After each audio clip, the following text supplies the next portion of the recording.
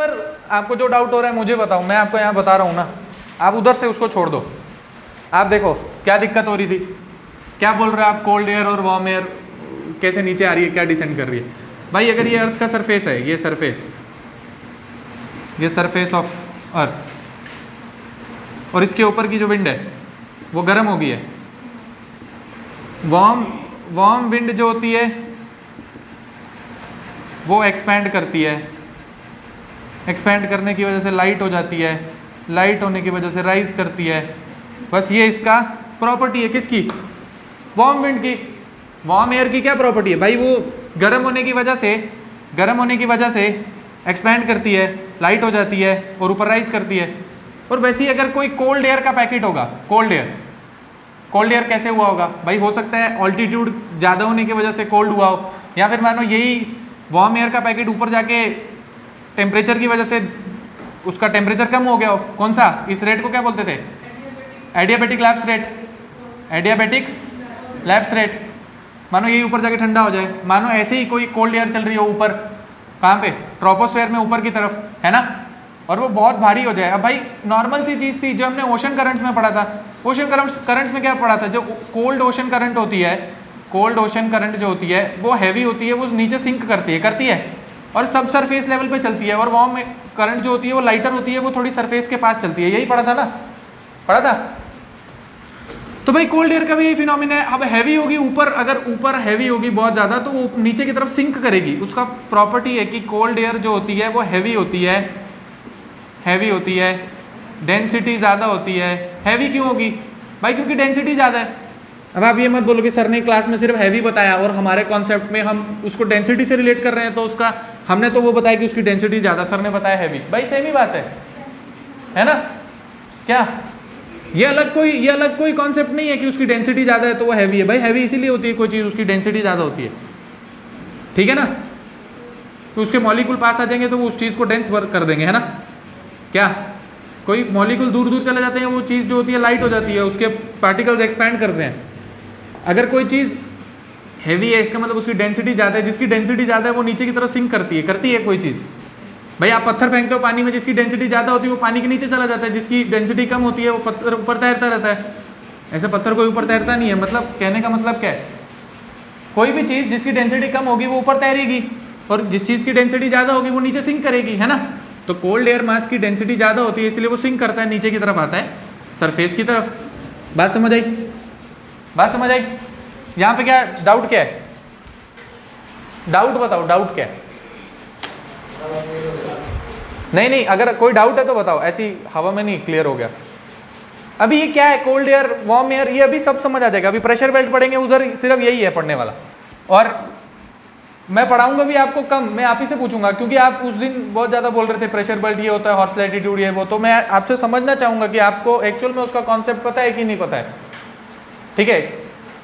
तो अभी हम स्टार्ट करेंगे, फिर मैं आपसे पूछता रहूँगा थोड़ा थोड़ा कि आपको इस टॉपिक के बारे में कितना पता है। पढ़ के आए हो ना आप, है ना, बस ठीक है, पढ़ के आए हो तो बस हम अभी चेक कर लेंगे। भाई ये वाला टॉपिक आपको बस थोड़ा सा पढ़ना है। ये वाला टॉपिक जो है वो कोर टॉपिक है ज्योग्राफी का।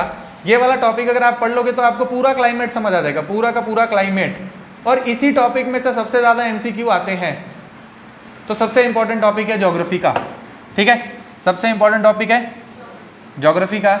अभी तक आपने जितना भी पढ़ा है वो सी फ्लोर स्प्रेडिंग है, प्लेट टेक्टोनिक है, वो फालतू चीज़ें, रॉक, उसमें से कुछ नहीं आता है, ठीक है। अगर वो पढ़ के आप सोच रहे हो कि बस हमें ज्योग्राफी आ गई, तो कुछ नहीं आया अभी आपको। यहाँ से ज्योग्राफी एक्चुअल में स्टार्ट हो रही है, जो एग्जाम में आती है।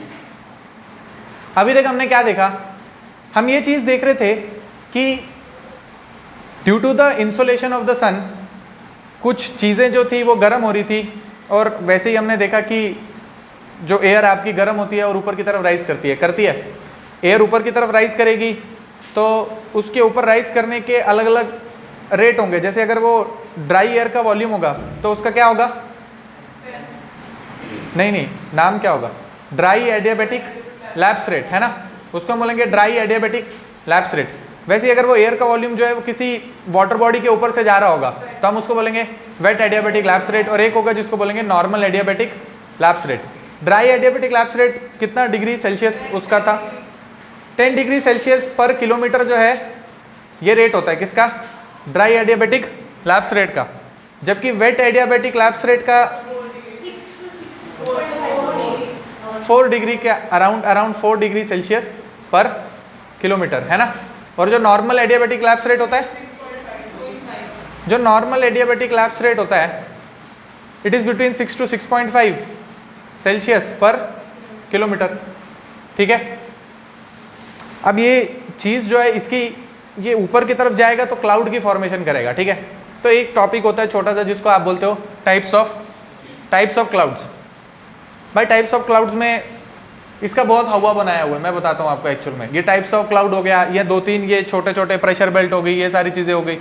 अब ये इस टॉपिक के लिए बच्चे अलग से कि मैं जीसी लियोंग से पढ़ूंगा तो मुझे कोई अलग से कॉन्सेप्ट समझ आ जाएंगे, भाई नहीं आएंगे। जीसी लियोंग में भी यही इंग्लिश लिखी है जो आपकी एनसीईआरटी में लिखी है। ठीक है, नहीं समझ आना होगा तो एनसीईआरटी से भी नहीं आएगा तो ना जीसी लियोंग से आएगा। ठीक है, ठीक है, तो किताबें ज़्यादा इकट्ठी करने से कुछ नहीं होगा, उसमें जो 2-4 समझने वाली चीज़ है उसको आप समझो और ये कोशिश करो कि हमसे एमसीक्यू निकल जाए उसका। ठीक है, ठीक है।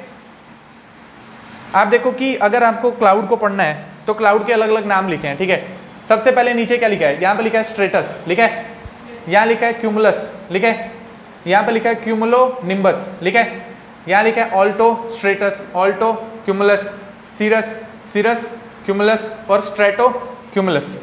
ठीक है भाई, इसको याद करने का क्या तरीका है भाई, क्यूमुलस का मतलब होता है बॉल साइज, मतलब बॉल की शेप का, like size of ball in the shape of ball. तो जहाँ पर आपको क्यूमुलस देखने को मिले, जहाँ पर वर्ड क्यूमुलस लिखा हो मतलब बॉल शेप्ड। ठीक है, बॉल शेप्ड। ठीक है, जहाँ वर्ड लिखा हो स्ट्रेटस, स्ट्रेटस मतलब लेयर्स, मतलब लेयर्स, या स्ट्रेटा, स्ट्रेटा क्या होता है, स्ट्रेटा मतलब लेयर्स की फॉर्म में है ना। ठीक है, स्ट्रेटा मतलब लेयर्स की फॉर्म में। ठीक है, ये भी समझ आ गया, क्यूमुलस समझ आ गया, स्ट्रेटस भी समझ आ गया। ठीक है, जहां पर लिखा हो ऑल्टो, इसका मतलब है कि वो मिडल क्लाउड है, क्या, मिडल क्लाउड। और जहां पर लिखा हो सीरस मतलब कि वो हाई क्लाउड है।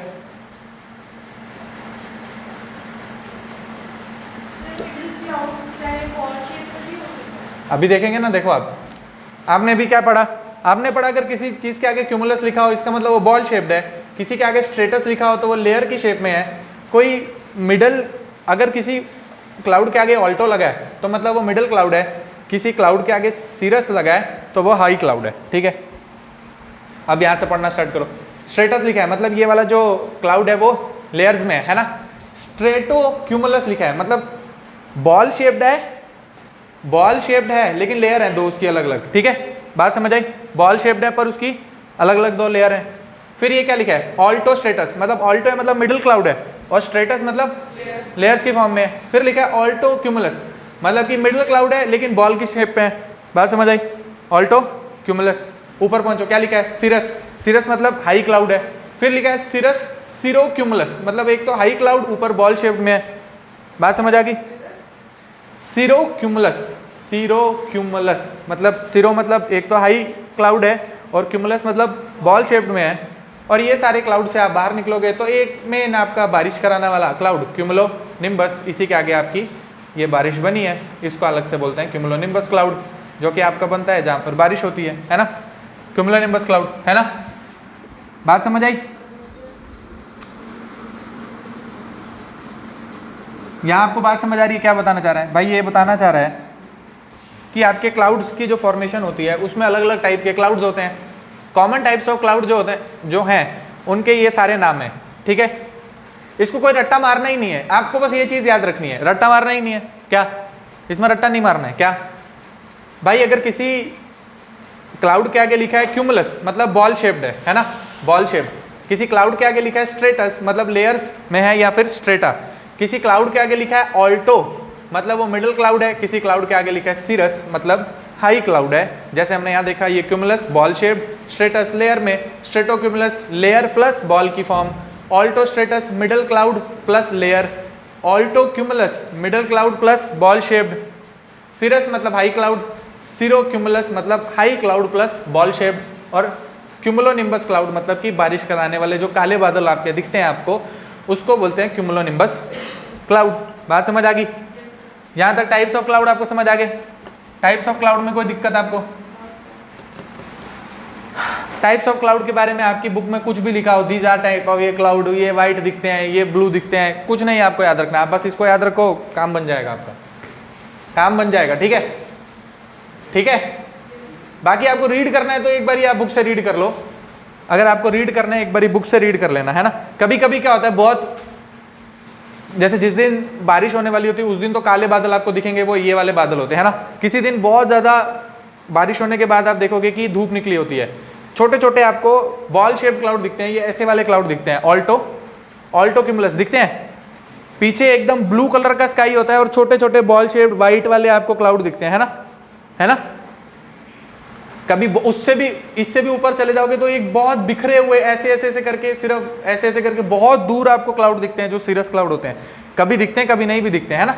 आप एक बार खुद कभी छत के ऊपर जाओ और आपको दिखे तो आपको अंदाजा होना चाहिए कि यार ये वाले बॉल शेप्ड हैं तो यार ये वाला क्लाउड होगा, ये वाला क्लाउड होगा। बात समझ आ रही है ना।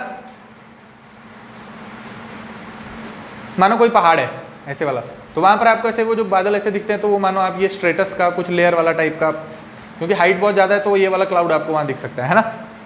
ठीक है ना, किसी चीज़ की हाइट बहुत ज़्यादा है, क्योंकि ये तो लोअर लेवल वाले क्लाउड है ना, मिडल लेवल वाले क्लाउड तो ये हैं। ठीक है, तो याद क्या करना है, cumulus cloud, stratus cloud, stratocumulus cloud, altostratus cloud, altocumulus cloud, cirrus cloud, cirrocumulus cloud और क्यूमुलोनिम्बस क्लाउड। बात समझ आई? ठीक है, कोई डाउट? कोई डाउट नहीं है तो फिर आगे चलो। कोई डाउट नहीं है तो हम देखेंगे कि ये टाइप्स ऑफ रेनफॉल, अब ये क्लाउड बन गए तो इसमें कौन कौन सी रेनफॉल के टाइप हो सकते हैं। सबसे पहले आप देखो, ये एक चीज़ हो सकती है जिसको आप बोलते हो कन्वेंशनल टाइप ऑफ रेनफॉल, एक चीज़ हो सकती है जिसको आप बोलते हो कन्वेंशनल टाइप ऑफ रेनफॉल। देखो क्या लिख रहा है, व्हाट इज कन्वेंशनल रेनफॉल। नीचे आप पढ़ो क्या लिखा है, the warm ground heats the shallow layer of the air above, moisture on the ground evaporates. फिर ऊपर लिखा है warm moist pocket of the air, convection current rises rapidly, rising air cools, condenses and form cloud और precipitation occurs, है ना। Normal conventional आपकी rainfall है ना।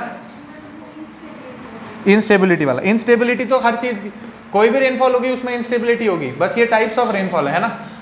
कोई भी रेनफॉल इज इंस्टेबिलिटी, कोई भी रेनफॉल इज इंस्टेबिलिटी, बट ये टाइप्स ऑफ रेनफॉल हैं। और उस टाइप्स ऑफ रेनफॉल का पहला type is conventional type of rainfall. Conventional type of rainfall का मतलब है कि नॉर्मल गर्मी की वजह से आपका इवेपोरेशन हुआ, इवेपोरेशन की वजह से क्लाउड्स की फॉर्मेशन हुई, और क्लाउड की फॉर्मेशन होने की वजह से प्रेसिपिटेशन हुई, मतलब बारिश हुई। इसको आप क्या बोलोगे, कन्वेंशनल टाइप ऑफ रेनफॉल। ठीक है, आप लिखते भी जाओ कॉपी में, ऐसा इस फोटो देखोगे तो फिर तो अच्छा लगेगा लेकिन भूल जाओगे बाद में। भाई कॉपी में लिखते रहो क्या, टाइप्स ऑफ रेनफॉल, और फर्स्ट टाइप है कन्वेंशनल रेनफॉल, समझ आ गई। सेकेंड टाइप ओरोग्राफिक रेनफॉल, क्या लिखा है, ओरोग्राफिक प्रेसिपिटेशन।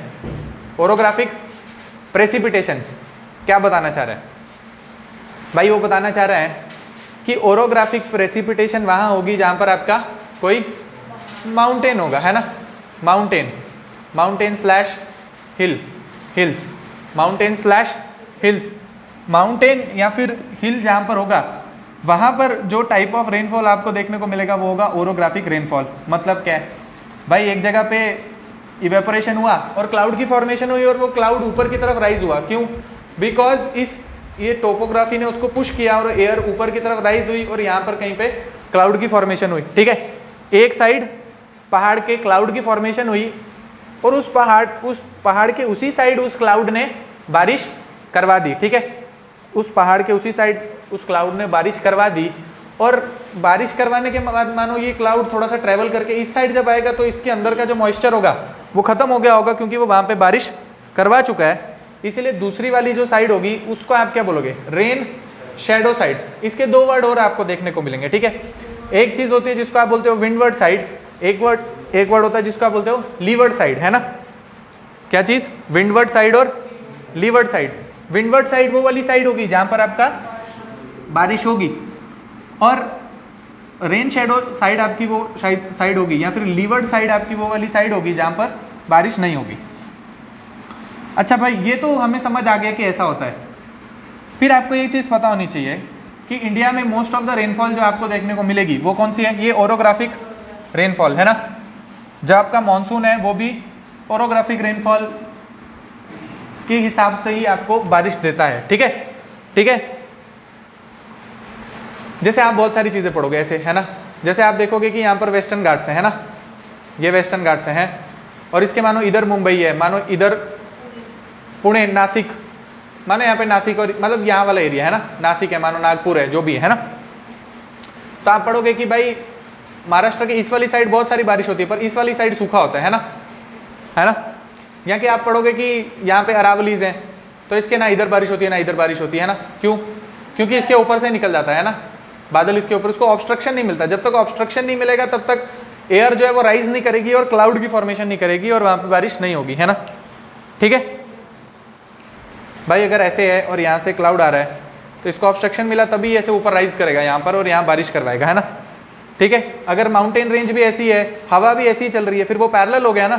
पैरेलल हो गया तो कोई ऑब्स्ट्रक्शन नहीं मिली, तो फिर वो आगे की तरफ ट्रेवल कर जाएगा, फिर वो यहाँ से आती रहती है और फिर हमारे यहाँ पे जब उसको शिवालिक रेंज मिलती है तो फिर यहाँ पे बारिश करवाती है ना।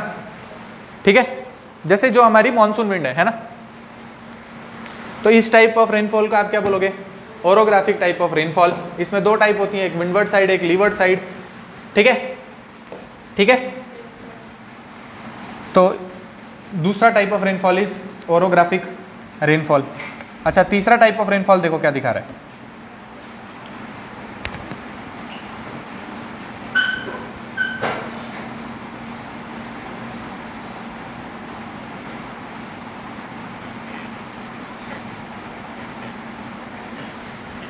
ये क्या दिखाना चाह रहा है भाई? ये वाला टॉपिक अलग से आप पढ़ोगे कब? जब मैं आपको साइक्लोन और एंटी साइक्लोन पढ़ाऊंगा।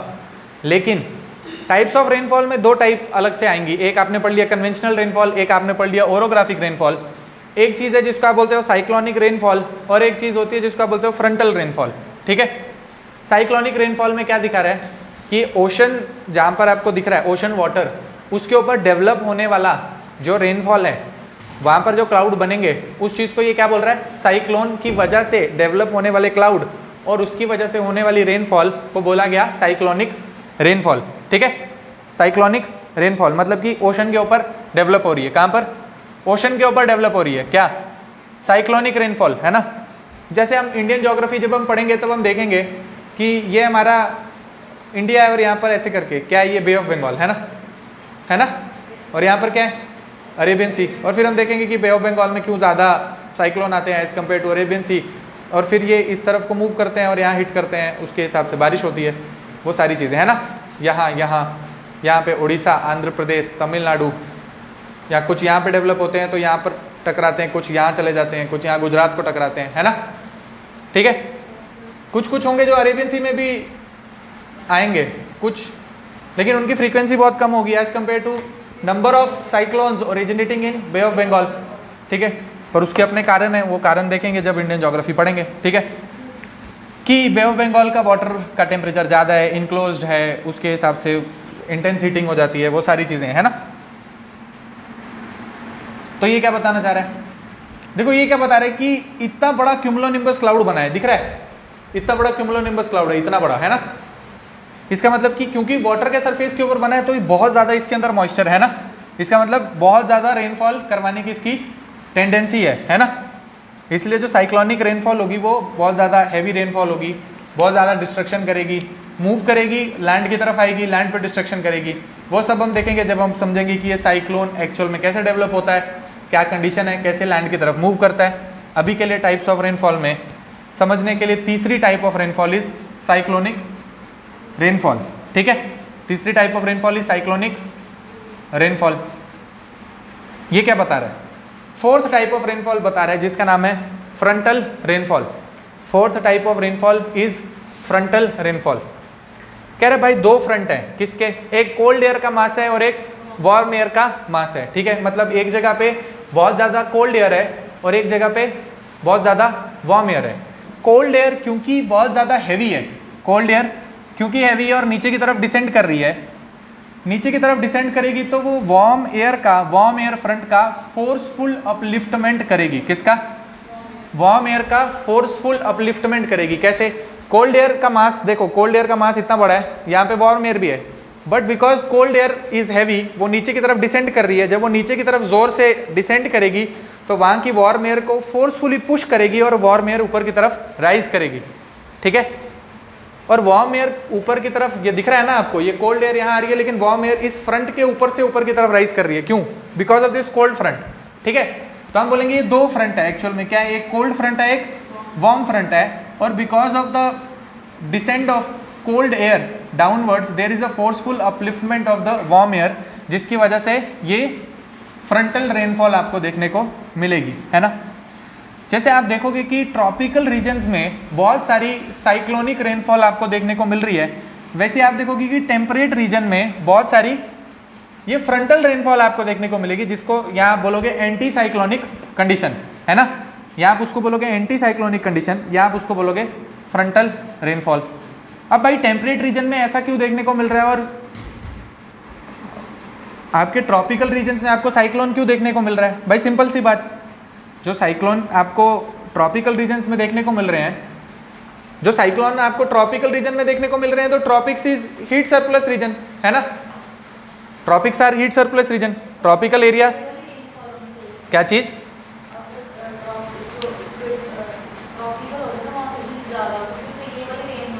अभी बता रहा हूँ, बस 1 मिनट रुक जाओ। जो आपका ट्रॉपिकल एरिया है, इक्वेटर के आसपास का एरिया है, वो हीट सरप्लस रीजन है। हीट सरप्लस रीजन होने की वजह से, हीट सरप्लस रीजन होने की वजह से वहां पर बहुत ज़्यादा इंटेंस हीटिंग हो जाएगी, होगी इंटेंस हीटिंग। इंटेंस हीटिंग होने की वजह से वार्म एयर ऊपर की तरफ राइज करेगी। अगर वाटर के ऊपर है तो वाटर के ऊपर राइज करेगा, तो वो बहुत ज़्यादा बड़े क्यूमुलोनिम्बस क्लाउड बनाएंगे। अगर लैंड के ऊपर है तो कोई छोटा क्यूमुलोनिम्बस क्लाउड बनाएगा, लेकिन रेनफॉल तो दोनों करेंगे, है ना। लेकिन अगर आपका कोई टेम्परेट रीजन है, अगर आपका कोई टेम्परेट रीजन है मतलब ठंडा इलाका है ना, मतलब कि नेचुरली वो कोल्ड एरिया है, कोल्ड एरिया में सूरज कितना भी ज़्यादा पड़े इंटेंस हीटिंग तो होगी नहीं, और इस हिसाब से तो वहाँ पे क्लाउड का फॉर्मेशन होगा नहीं होगा ना। तो क्योंकि वो टेम्परेट रीजन है, वहाँ की एयर जो है वो कोल्ड है ना।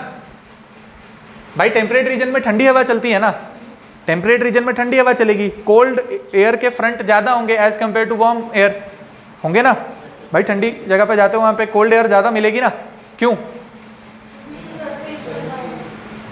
भाई? कोल्ड एयर इसलिए ज़्यादा मिलेगी क्योंकि वहाँ पे इंसोलेशन कम है, सन की डायरेक्ट रेज नहीं हो रही और वार्मिंग नहीं हो पा रही, इसलिए एयर का जो टेम्परेचर है वो रिलेटिवली कम है, कोल्ड एयर के मास ज़्यादा है। टेम्परेट रीजन में कोल्ड एयर के मास ज़्यादा होंगे, तो वहाँ पर कोल्ड एयर नीचे की तरफ डिसेंड करेगी ऐसे, और जो थोड़ी बहुत वार्म एयर होगी उसको ऊपर की तरफ फोर्सफुल उसका अपलिफ्टमेंट करेगी और इस हिसाब की फ्रंटल रेनफॉल करवाएगी।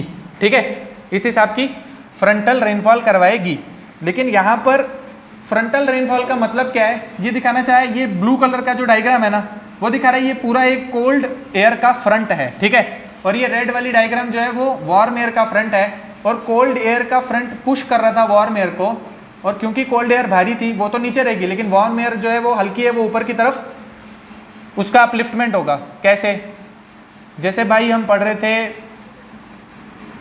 आपने वो पढ़ा था ना भाई कोलिजन, है ना, यहाँ पे ओशनिक प्लेट, यहाँ पे कॉन्टिनेंटल प्लेट पड़ी थी, है ना, और जिसकी डेंसिटी ज़्यादा थी वो नीचे सिंक करती है, और जो डेंसिटी जिसकी हल्की थी वो ऊपर आ जाती है उसका अपलिफ्टमेंट, है ना। तो हमने क्या देखा था, ओशनिक प्लेट नीचे सबमर्ज करती थी और कॉन्टिनेंटल प्लेट ऊपर आ जाती थी। वैसे आप समझो कि कोल्ड एयर का मास जो है वो हैवी है, उसकी डेंसिटी ज़्यादा है, वो जब कोलाइड करेगा वार्म एयर के मास से, तो वार्म एयर हल्का है, लाइटर है, कोल्ड एयर नीचे रह जाएगी और वार्म एयर ऊपर राइज करेगी, उसकी वजह से ऊपर क्लाउड का फॉर्मेशन दिखा रहा है इस तरफ, और आपको दिखा रहा है कि बारिश हो गई। बात समझ आई? पक्का? तो टाइप्स ऑफ रेनफॉल में हमने 4 टाइप ऑफ रेनफॉल देखी। सबसे पहले देखी कन्वेंशनल रेनफॉल, उसके बाद देखी ओरोग्राफिक रेनफॉल, उसके बाद हमने क्या देखा, साइक्लोनिक रेनफॉल, और उसके बाद फ्रंटल रेनफॉल। ठीक है,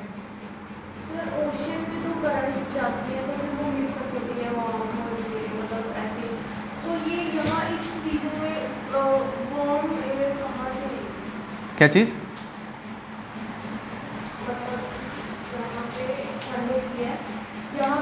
पे समर में है, अगर ओशन में करंट्स इधर आ जाती हैं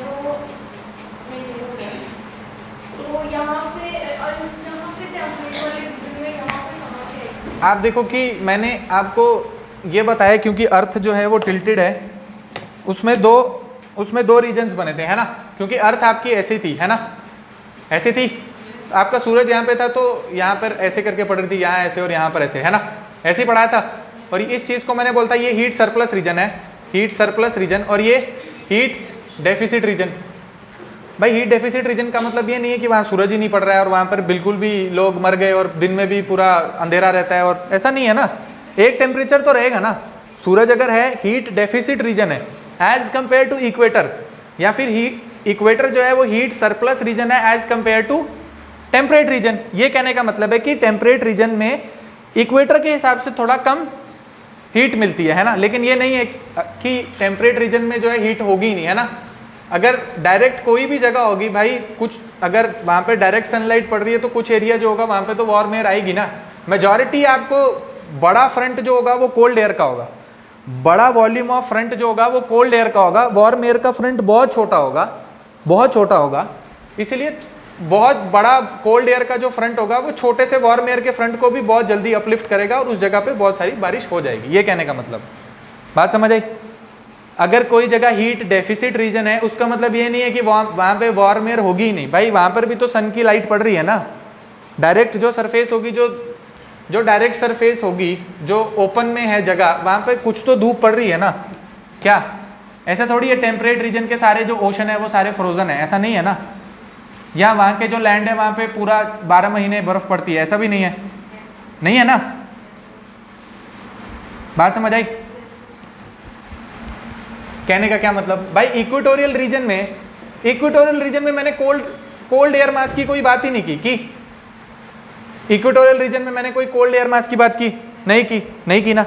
इक्वेटोरियल रीजन में मैंने सिर्फ एक चीज बोली कि इंटेंस हीटिंग की वजह से आपका अपलिफ्टमेंट हो रही है, साइक्लोन नहीं भी आएगा। अगर लैंड पे हो रही है तो नॉर्मल इवेपोरेशन हुई और ऊपर क्लाउड की फॉर्मेशन हुई, है ना। और अगर ओशन के ऊपर हुआ तो साइक्लोन बना। लेकिन मैं आपको टेम्परेट रीजन में ये बोल रहा हूँ कि यहाँ पर तो भाई क्योंकि हवा बहुत ठंडी है और नीचे की तरफ डिसेंड करती है, तो वहाँ पर बहुत बड़े कोल्ड एयर का मास या फिर कोल्ड एयर फ्रंट बनेगा, है ना। लेकिन किसी जगह मानो कि बहुत डायरेक्ट धूप पड़ रही है तो कुछ एरिया यहाँ पर जो है जहाँ पे थोड़ी सी वार्म एयर भी है ना, वार्म एयर का फ्रंट, छोटा फ्रंट, तो ये इसका फोर्सफुल अपलिफ्टमेंट करेगा, यहाँ पे क्लाउड की फॉर्मेशन करेगा और यहाँ पे बारिश हो जाएगी। बात समझ आई। तो यहाँ पे आपको क्या समझ आई, यहाँ आपको समझ आई टाइप्स ऑफ क्लाउड नहीं, टाइप्स ऑफ रेनफॉल, ठीक है। टाइप्स ऑफ क्लाउड आपने पढ़ लिया, उसके बाद आपने क्या देखा, types of rainfall. Types of rainfall से आप ऊपर उठो और आगे हम बढ़ेंगे, जिसका नाम है pressure belts of the earth. भाई सबसे ज़्यादा बोरिंग टॉपिक है लेकिन कुछ नहीं कर सकते, पढ़ना पड़ेगा। इंटरेस्टिंग भी है, अगर आप थोड़ा ध्यान दोगे तो इंटरेस्टिंग भी है, ठीक है। देखो क्योंकि अर्थ जो है वो टिल्टेड है, वहां पर हीट सरप्लस रीजन है और हीट डेफिसिट रीजन है, और हीट डेफिसिट और सरप्लस होने की वजह से अलग अलग प्रेशर बेल्ट्स क्रिएट होंगी। क्या अलग अलग प्रेशर बेल्ट्स जो हैं वो क्रिएट हुई हैं, कहाँ पर, अर्थ के ऊपर।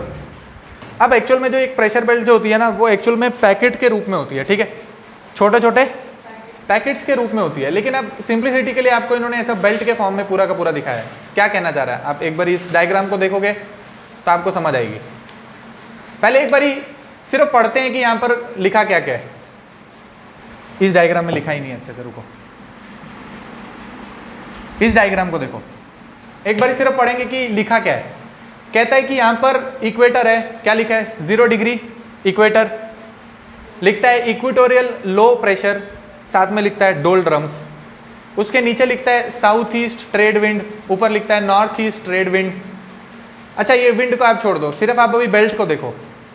बेल्ट के बारे में क्या कह रहा है, इक्वेटोरियल लो प्रेशर बेल्ट, फिर कह रहा है सब ट्रॉपिकल हाई प्रेशर बेल्ट, फिर कह रहा है सब पोलार लो प्रेशर बेल्ट, फिर कहता है हाई प्रेशर बेल्ट, यहाँ कहता है हाई प्रेशर बेल्ट। ऐसा ही ऊपर की तरफ भी लिख रहा है ट्रॉपिकल हाई प्रेशर, सब पोलार लो प्रेशर, और यहाँ पे हाई प्रेशर बेल्ट, ठीक है। आप देखो कि इसको पढ़ने के लिए आपको क्या पता होना चाहिए? चलो मैं आपको समझाने की कोशिश करता हूँ, आप एक बारी ध्यान लगाओ। देखो यहाँ से यहाँ पे एक सेल की फॉर्मेशन होगी ऐसे करके। अगर वो सेल मुझे, चलो मैं अलग से दिखाता हूँ आपको, छोड़ो वो, ठीक है। अलग से सेल होगा, उसका नाम होगा हेडली सेल और एक का नाम होगा फेरल सेल, है ना। देखो इक्वेटोरियल रीजन जो है, क्योंकि वहां पर बहुत ज्यादा इंटेंस हीटिंग हो रही है, इक्वेटोरियल रीजन में बहुत ज़्यादा इंटेंस हीटिंग हो रही है। इंटेंस हीटिंग होने की वजह से एयर जो है वो हल्की हो रही है और ऊपर की तरफ राइज करेगी, ठीक है। इक्वेटोरियल रीजन में बहुत ज़्यादा इंटेंस हीटिंग होने की वजह से एयर ऊपर की तरफ राइज करेगी। एयर ऊपर की तरफ राइज करेगी तो वो क्या करना चाहेगी? देखो एयर ऊपर की तरफ राइज करेगी यहाँ पर ऐसे करके, है ना। इस रीजन में एयर ऊपर की तरफ राइज करेगी, ऐसे करेगी। इसका मतलब नीचे जो है वो लो प्रेशर बन गया, ऊपर जो है हाई प्रेशर बन गया। बात समझ आई? नीचे क्या लो प्रेशर, ऊपर क्या हाई प्रेशर। ऊपर हाई प्रेशर कैसे भाई? नीचे लो प्रेशर हो गया, ऊपर वाले सारे एयर जो थी ऊपर की तरफ चली गई, है ना। तो ऊपर वाले रीजन में क्या बन गया? हाई प्रेशर, ठीक है। फिर देखते हैं कि क्या हो सकता है यहाँ पर। भाई यहाँ का जो हाई प्रेशर जो है, सारी विंड वो क्या चाहती है कि हम पोलवर्ड्स जाएं। वैसे ही पोलवर्ड्स की जो सारी ठंडी विंड होगी वो चाहेगी कि हम इक्वेटर की तरफ आए। जैसे हमने हीट डिस्ट्रीब्यूशन पढ़ा था ओशन करंट का, हमने क्या पढ़ा था कि भाई इक्वेटर की जो गर्म ओशन करंट है वो चाहती है कि हम पोलवर्ड्स जाएं और पोलवर्ड्स का जो ठंडा पानी है वो चाह रहा है हम इक्वेटर की तरफ आएँ। वैसे इक्वेटर पे क्योंकि इंटेंस हीटिंग हुई है, इंटेंस हीटिंग होने की वजह से ऊपर यहाँ पे एयर ऊपर की तरफ राइज करेगी और यहाँ पे आपके क्लाउड्स बनेंगे और वो नीचे की तरफ बारिश करेंगे। इसी को आप बोलते हो क्यूमुलोनिम्बस क्लाउड, है ना। इसी को क्यूमुलोनिम्बस क्लाउड बोला था। एयर ऊपर की तरफ जा रही है, अब उसको कहाँ की तरफ जाना है? यहाँ की एयर चाह रही है कि मैं इस तरफ ट्रेवल करूँ और मैं पोलवर्ड साइड जो है ट्रेवल करूँ, ठीक है। यहाँ की विंड चाह रही है कि मैं इस तरफ ट्रेवल करूँ और मैं पोलवर्ड साइड ट्रेवल करूँ। पर एक्चुअल में होता क्या है? एक्चुअल में ये होता है कि ये जैसे ही थोड़ा सा डिस्टेंस ट्रेवल यहाँ से करने लगती है और ये थोड़ा सा डिस्टेंस यहाँ ट्रेवल करने लगती है, क्योंकि यहाँ पर कोरियोलिस फोर्स एक्ट कर रहा है, ठीक है।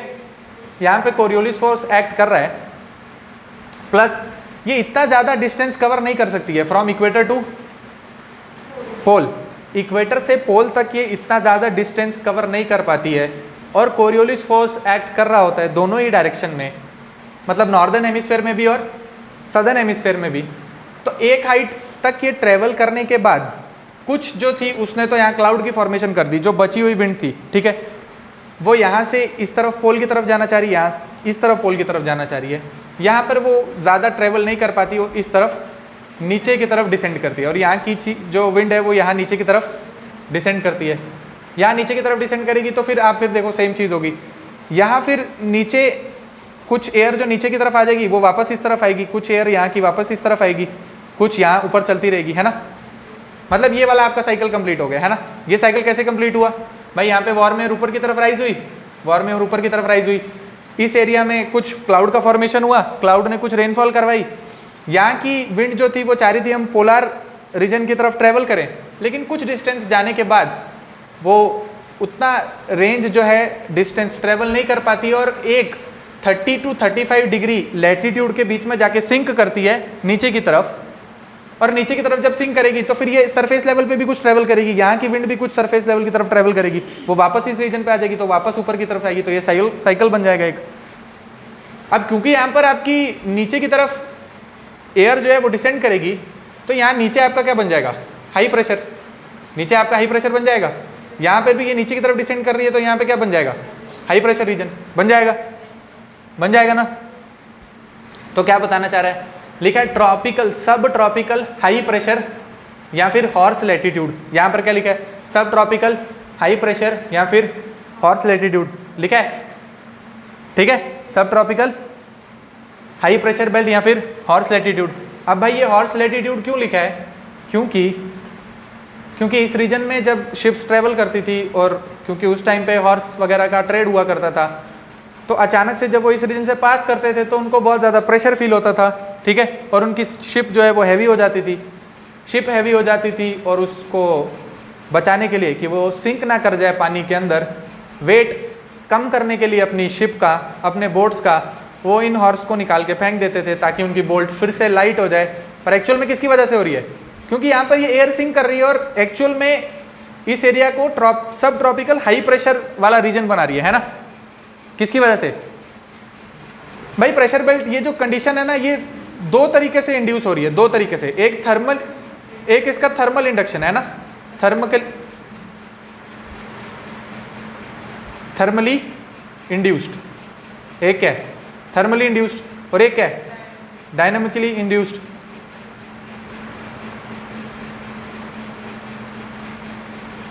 ठीक है ना? एक क्या है? थर्मली इंड्यूस्ड, एक डायनामिकली इंड्यूस्ड। इस रीजन पे जो आपका लो प्रेशर बना है वो तो थर्मली इंड्यूस हुआ है ना, क्योंकि इस एरिया में ज़्यादा इंटेंस हीटिंग होने की वजह से लो प्रेशर एरिया बना था, है ना। लेकिन यहाँ पर जो आपका हाई प्रेशर बना है और यहाँ पर जो आपका हाई प्रेशर बना है वो तो डायनामिकली इंड्यूस्ड हुआ है, उसका इंटेंस हीटिंग वगैरह से कुछ लेना देना नहीं था। वो तो एक्चुअल में यहाँ पे ट्रेवल करना चाह रही थी, तो यहाँ पे इस एरिया में आके सिंक कर गई। यहाँ तक बात आपको समझ आ रही है कि नहीं? एक बारी वापस से देख लो, एक बारी वापस से देखो, बात समझ आ रही है? ये वाली जो यहाँ की विंड है ये चाह रही है यहाँ की तरफ है, ठीक है। तो ये कौन सा एयर का मास है? कोल्ड एयर का मास है, ये कोल्ड एयर का मास है। ये वाली जो विंड है ये हॉट एयर है। ये कौन सी है? Hot air. ये यहाँ की कोल्ड एयर का मास, ये यहाँ का कोल्ड एयर का मास और यहाँ पर ये हॉट एयर आपस में जाके टकराएंगी, है ना। कोल्ड एयर का मास यहाँ से आ रहा है और यहाँ से हॉट एयर का मास आ रहा है, वो कहाँ पर जाकर टकरा रहा है? यहाँ पर कोल्ड एयर का मास, यहाँ पर हॉट एयर का मास आपस में जाके टकरा रहा है। पहले सुनो तो सही क्या कह रहा हूँ। कोल्ड एयर का मास और हॉट एयर का मास यहाँ पे जाके टकराएगा। तो बताओ अगर किसी जगह पे कोल्ड एयर मास और हॉट एयर मास आपस में टकराएगा तो क्या होगा?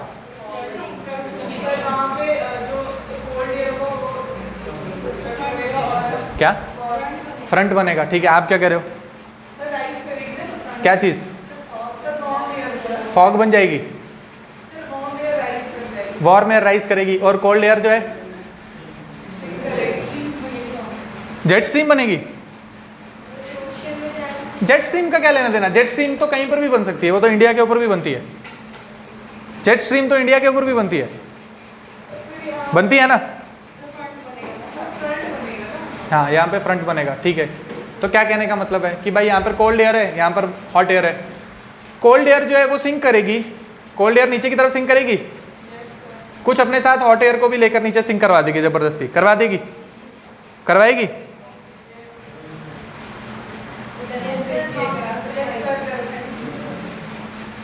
भाई यहाँ से कोल्ड एयर आ रही है ऐसे करके और यहाँ से हॉट एयर आ रही है, आपस में टकराएंगी तो कोल्ड एयर फोर्सफुली ये हॉट एयर को नीचे की तरफ ला सकती है, ला सकती है। भाई अगर ये नीचे की तरफ लाएगी तो नीचे लो प्रेशर एरिया बनेगा या हाई प्रेशर एरिया बनेगा?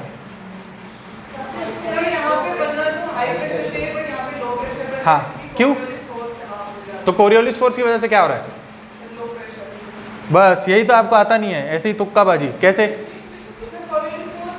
तो कोरियोलिस फोर्स है तो इसकी वजह से क्या हुआ? वो तो यहाँ पर भी एक्ट कर रही थी कोरियोलिस फोर्स।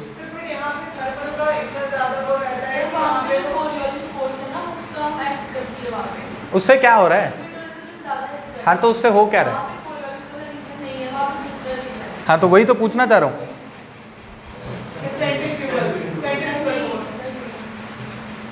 आप पढ़ के आए हो भाई घर से, कुछ तो बताओ मुझे।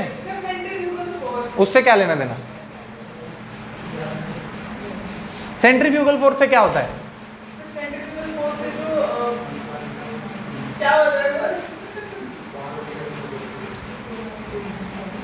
क्या होता है सेंट्रीफ्यूगल फोर्स से? चलो 1-2 मिनट लो, मुझे बताओ जरा यहाँ पर क्या होगा। मैं पानी पी लेता हूँ, आप 1 मिनट लो और बताओ। एक दिन मैं क्लास पढ़ा रहा था तो आप बहुत ज़्यादा मुझे बोल रहे थे सर ये हमें आता है, पूरा जेट स्ट्रीम बन जाएगी यहाँ पर। भाई मुझे भी एक बार आप बताओ जरा कैसे होता है।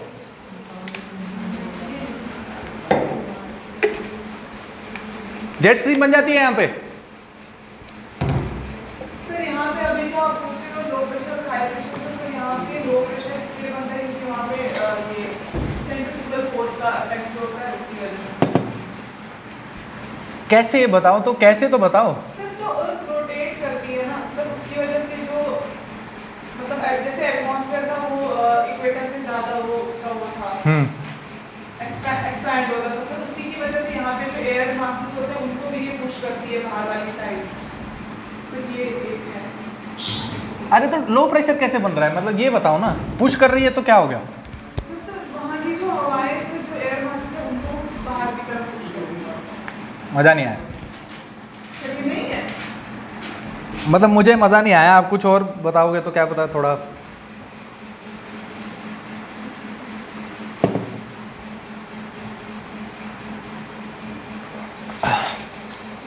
मतलब आप ऐसा कहना चाह रहे हो इस जगह पे सेंट्रीफ्यूगल फोर्स ज़्यादा है और इस जगह पे कम थी? सर ज़्यादा तो फिर इक्वेटर पे है सबसे ज़्यादा। फिर बट सर यहाँ पे थर्मल वो इंडक्शन इतनी ज़्यादा है वहाँ पे उसको इधर थर्मल इंडक्शन ज़्यादा है? नहीं नीचे नीचे? हाँ ओके। सर कि वहाँ पे वो जो सेंट्रीफ्यूगल फोर्स है उसको भी ओवरटेक कर लेती है। एनसीईआरटी में लिखा है ये, दिखाओ ज़रा NCERT एक बार दिखाओ ज़रा, एनसीईआरटी में कहाँ लिखा है? में नहीं लिखा है सर, पता नहीं सर लिखा है।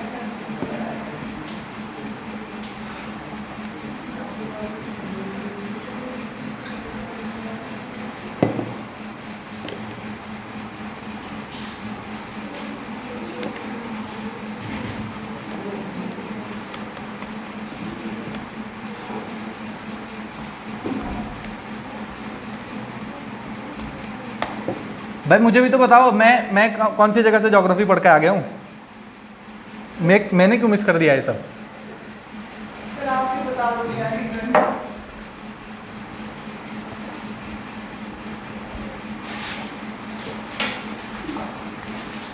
आप बताओ बताओ यार।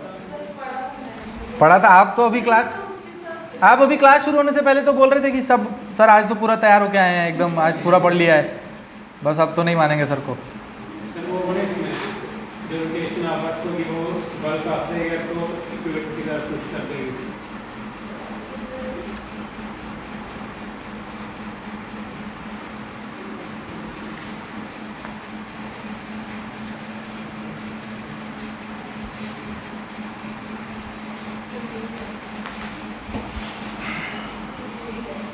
ये वाली फोटो दिख रही है?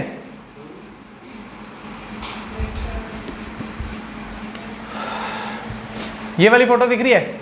ये वाली फोटो क्या दिखा रही है? इक्वेटर पे क्या है? राइजिंग वार्म मॉइस्ट एयर दिख रहा है। यहाँ पर क्या दिखा रहा है? राइजिंग वार्म मॉइस्ट एयर, ऊपर की तरफ राइज कर रही है, फिर ऊपर से ये एयर यहाँ की तरफ जा रही है और ये एयर यहाँ की तरफ जा रही है, और ये वाला सेल जो मैंने आपको दिखाया ये सब सरफेस लेवल पे फिर यहाँ का आ रही है, ये सब सरफेस लेवल पे यहाँ पर आ रही है, और इस सेल ये जो बना था इसका नाम क्या था? Hadley cell. ठीक है, इस हेडली सेल को आप जैसे ही क्रॉस करोगे तो वहां पर क्या लिखा है? Descending cold dry air. कौन सी? Descending cold dry air. ठीक है, ये वाली एरिया को आप रखो, ये वाला एरिया देखो क्या लिखा है? Rising warm moist air. ये कौन सी राइजिंग वार्म मॉइस्ट एयर है? ये यहां पर कौन सी राइजिंग वार्म मॉइस्ट एयर आ रही है?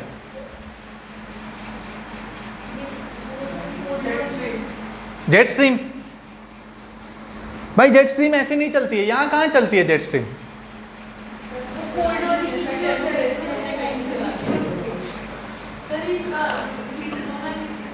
मैं आपको टाइम दे रहा हूँ कि आप घर से पढ़ के आए हो, मुझे भी आप समझाओ कि कैसे।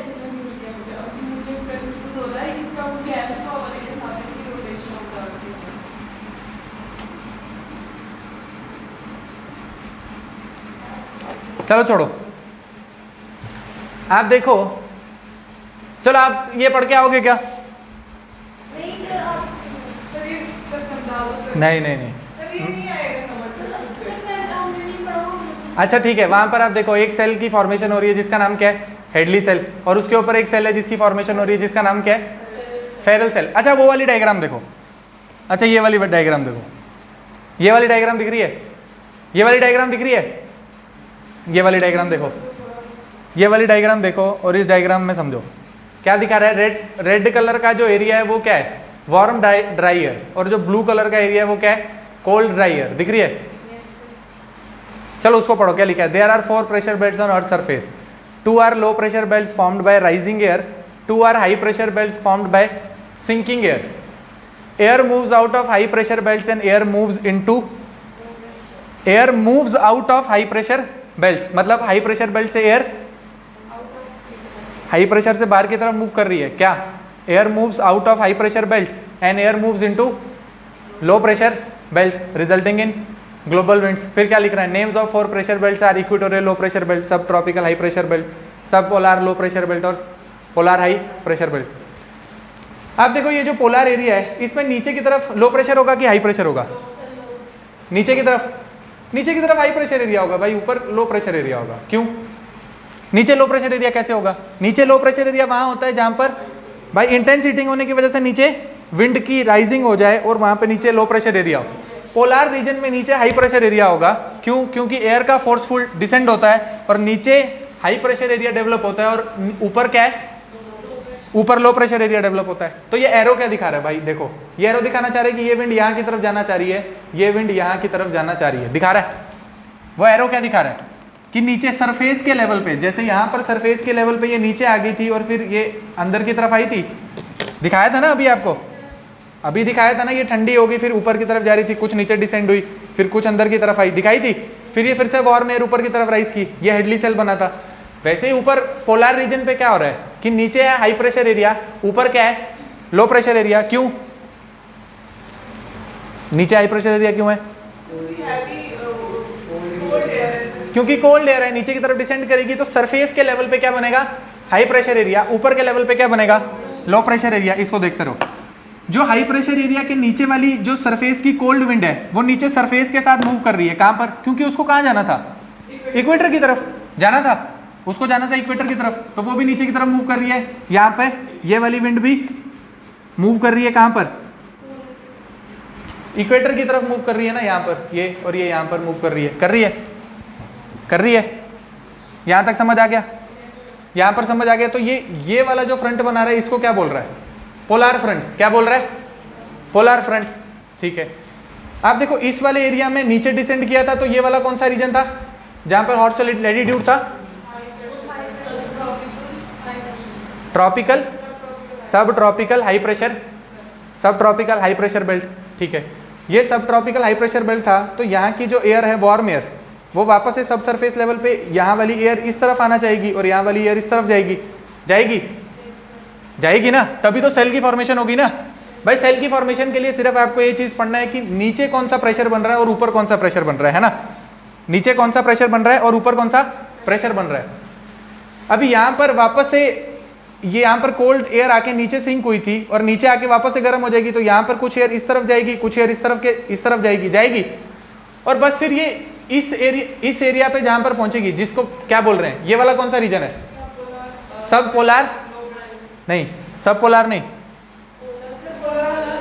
सब पोलार, सब पोलार लो प्रेशर बेल्ट। तो सब पोलार लो प्रेशर बेल्ट में क्या हो रहा है कि यहाँ की वार्म एयर यहाँ की तरफ आ रही थी और यहाँ की वार्म एयर यहाँ की तरफ आ रही थी, और इस जगह पे आने पे ये वापस से ऊपर की तरफ राइज करेगी, तो नीचे की तरफ कौन सा प्रेशर? नीचे की तरफ कोल्ड एयर। देखो आप एक बारी इस पूरी फोटो को देखो, इसमें आपको कोल्ड एयर कहां पर दिख रही है? नीचे। जो नीचे वाला ब्लू एरो है आपको कहां दिख रहा है? सिर्फ दो जगह दिख रहा है, एक यहां पर और एक यहां पर। बात समझ आ रही है? तो सिर्फ पोल के ऊपर जो एयर डिसेंड करेगी वो सरफेस के लेवल पे भी ठंडी होगी, बाकी कहीं पर भी जो विंड है वो सरफेस के लेवल पे ठंडी नहीं होगी। बात समझ आ रही है क्या?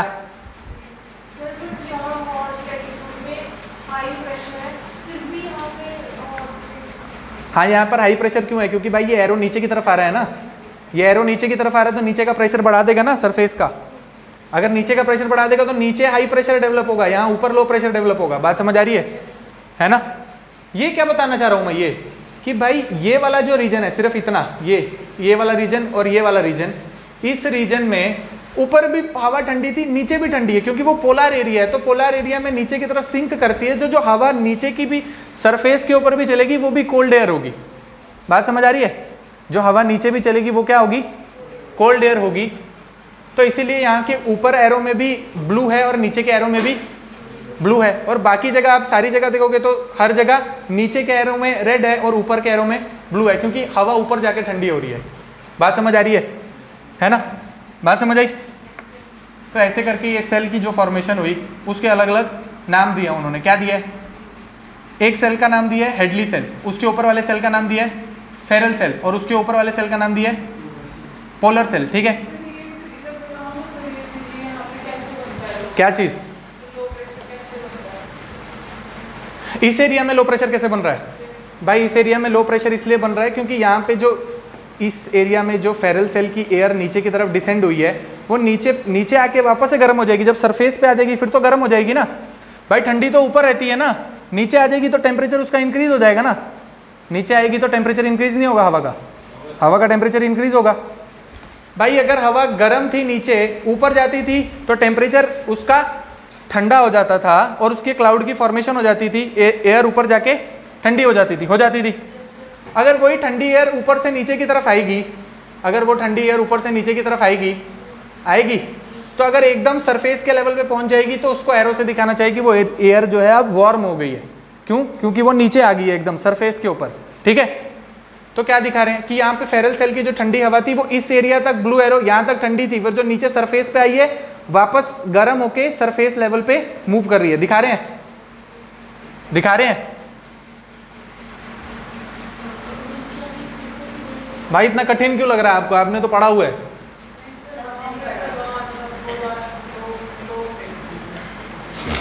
यहाँ पे जो, हाँ तो ये बता रहा हूँ ना, यहाँ पर क्या,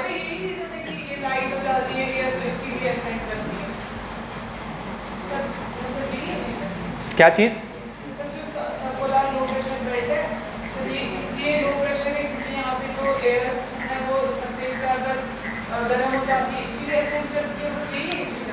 नहीं, दूसरा जो आपने रीजन बोला वो भी रीजन है। क्या? सेंट्रीफ्यूगल फोर्स नहीं, कोरियोलिस फोर्स है। क्या? कौन सा वाला यार? एक तो आप, कोरियोलिस फोर्स एक्चुअल में क्या करती थी? हाँ, कोरियोलिस फोर्स क्या करती थी? अगर नॉर्दर्न हेमिस्फीयर में कोई चीज नॉर्दर्न हेमिस्फीयर में जा रही तो उसको राइट हैंड साइड डिफ्लेक्ट कर रही थी। तो भाई अगर ये वाली जो आपकी विंड है ये ऊपर की तरफ जा रही है तो ये नीचे की तरफ डिसेंड कर रही है, यहाँ से भी और यहाँ से भी, है ना, कर रही थी भाई। ये वाला सेल कंप्लीट हुआ, फेरल सेल कंप्लीट हुआ। अभी यहाँ की जो वार्म एयर थी वो इस एरिया तक आई और यहाँ की जो वार्म एयर थी वो इस रीजन तक आई। वार्म एयर होने की वजह से वापस से वो ऊपर की तरफ राइज करेगी। वार्म एयर है तो ऊपर की तरफ राइज करेगी कि नहीं? अगर वार्म एयर ऊपर की तरफ राइज करेगी तो नीचे कौन सा प्रेशर बनाएगी और ऊपर कौन सा प्रेशर बनाएगी? ऊपर हाई प्रेशर बनाएगी। ऊपर अगर हाई प्रेशर बनाएगी तो वापस से वो वाली विंड चाहेगी कि मैं किसी लो प्रेशर वाले रीजन पे जाऊं, जाएगी ना भाई। अगर नीचे लो प्रेशर एरिया बनाया है और ऊपर हाई प्रेशर एरिया बनाया है तो फिर वो हाई प्रेशर से ही तो लो प्रेशर में विंड वापस से जाती है। तो यहाँ का हाई प्रेशर क्या चाहेगा कि मैं इस वाली साइड जाऊँ, यहाँ का हाई प्रेशर इस वाली साइड जाना चाह रहा है, इस वाली साइड जाना चाह रहा है तो वापस से यहाँ सिंक हो रहा है, यहाँ से वापस आना चाह रहा है तो यहाँ सिंक हो रहा है, मतलब यहाँ पर आगे आके यहाँ सिंक हो रहा है। बात समझ आ रही है? क्या चीज? डिफ्लेक्शन भी हो रहा है। रुको मैं आपको फोटो से दिखाता हूँ।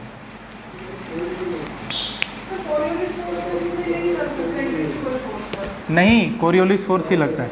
कोरियोलिस फोर्स, सेंट्रीफ्यूगल फोर्स का कोई लेना देना नहीं है, कोरियोलिस फोर्स का लेना देना है। मैं आपको फोटो से समझाता हूँ, ऐसे आपको समझ नहीं आएगा।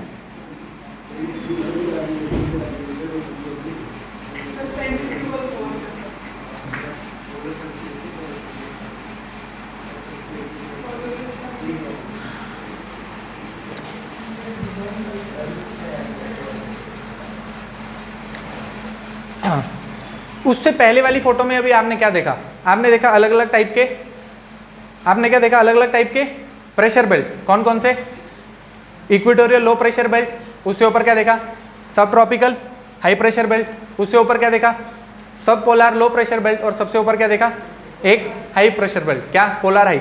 ठीक है, अब अलग अलग टाइप के अगर प्रेशर बेल्ट हैं तो अलग अलग टाइप के प्रेशर बेल्ट होने की वजह से अलग अलग टाइप की प्लैनेटरी विंड्स, जिनके नाम उसमें लिखे हैं, वो उस एरिया में फ्लो करेगी। क्यों करेगी? क्योंकि आपको पता है हाई प्रेशर एरिया से लो प्रेशर एरिया में विंड फ्लो करती है। हाई प्रेशर एरिया से लो प्रेशर एरिया में विंड फ्लो करती है। अब ये दिखाना चाह रहा है कि अगर ये वाली फोटो है और उसमें बीच में इक्वेटोरियल लो प्रेशर एरिया है, तो सब ट्रॉपिकल हाई प्रेशर एरिया की जो विंड होगी वो बेशक नॉर्दर्न हेमिस्फेयर के हो या बेशक सदर्न हेमिस्फेयर के हो, वो चाहेगी कि वो इक्वेटर के लो प्रेशर एरिया पे आए या फिर सब पोलार के लो प्रेशर एरिया पे जाए, है ना। दो जगह जा सकती है, इक्वेटर की सब पोलार हाई की यहाँ की हाई प्रेशर रीजन की जो एयर है वो कहाँ जाना चाहेगी, लो प्रेशर रीजन पे जाएगी। यहाँ का हाई प्रेशर रीजन की जो विंड है वो कहाँ जाना चाहेगी, लो प्रेशर रीजन में। तो दो जगह जा सकती है, या ऊपर के सब ट्रॉपिकल हाई प्रेशर बेल्ट में या नीचे की तरफ जा सकती है ना। अगर यहाँ पर सब पोलार हाई प्रेशर बेल्ट की विंड इक्वेटोरियल लो प्रेशर की तरफ जाना चाह रही है, क्योंकि वो सदर्न हेमिस्फीयर में है, तो अपने लेफ्ट हैंड साइड डिफ्लेक्ट होगी। यहाँ की विंड चाहती है कि वो इक्वेटोरियल की तरफ जाए, लेकिन क्योंकि ये सदर्न हेमिस्फीयर है तो अपने लेफ्ट हैंड साइड डिफ्लेक्ट होगी। भाई चुप क्यों हो गए?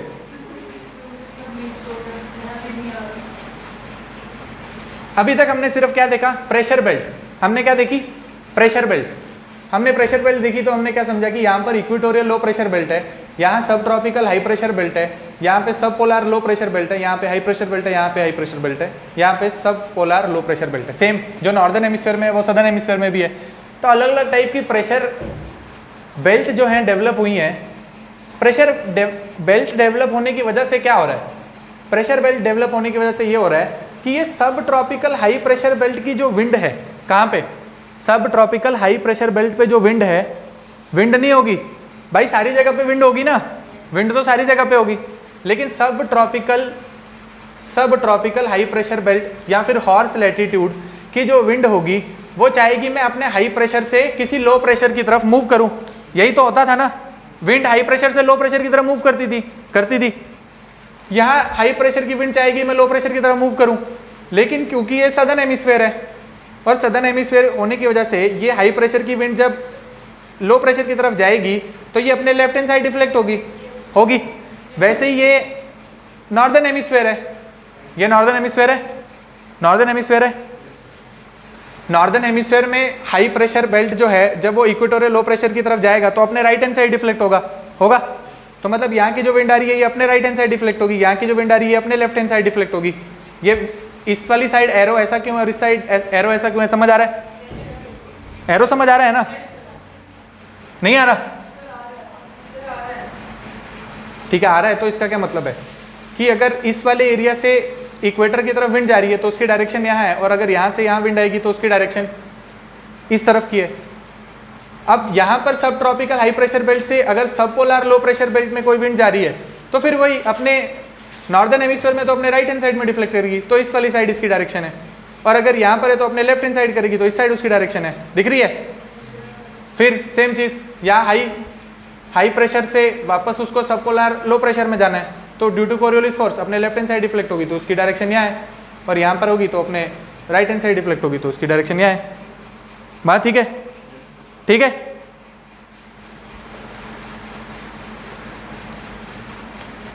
अगर ऐसा है तो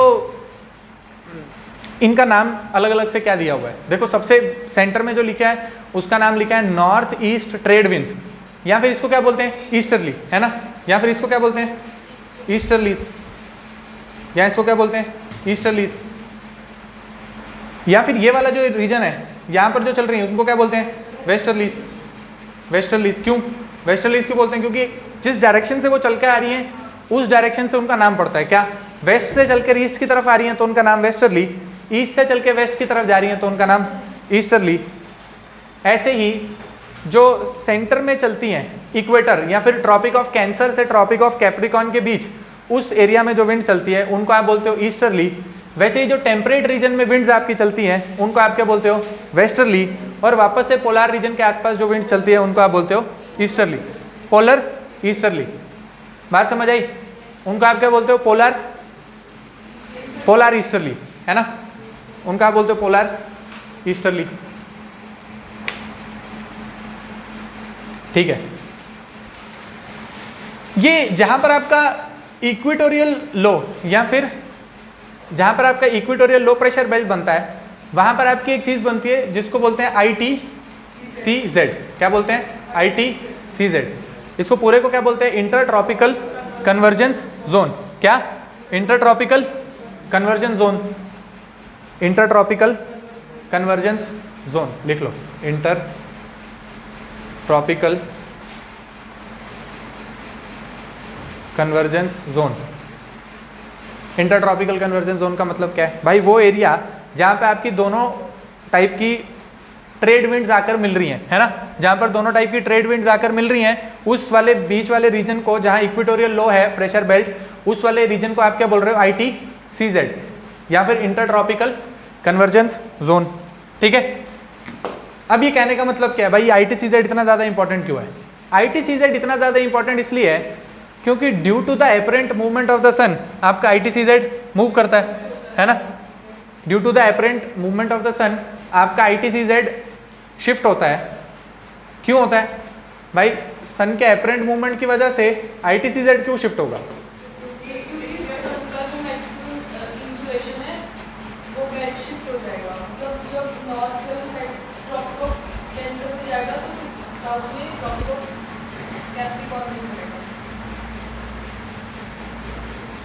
क्योंकि ये मानो ये आपकी अर्थ है और ये आपका इक्वेटर है ना।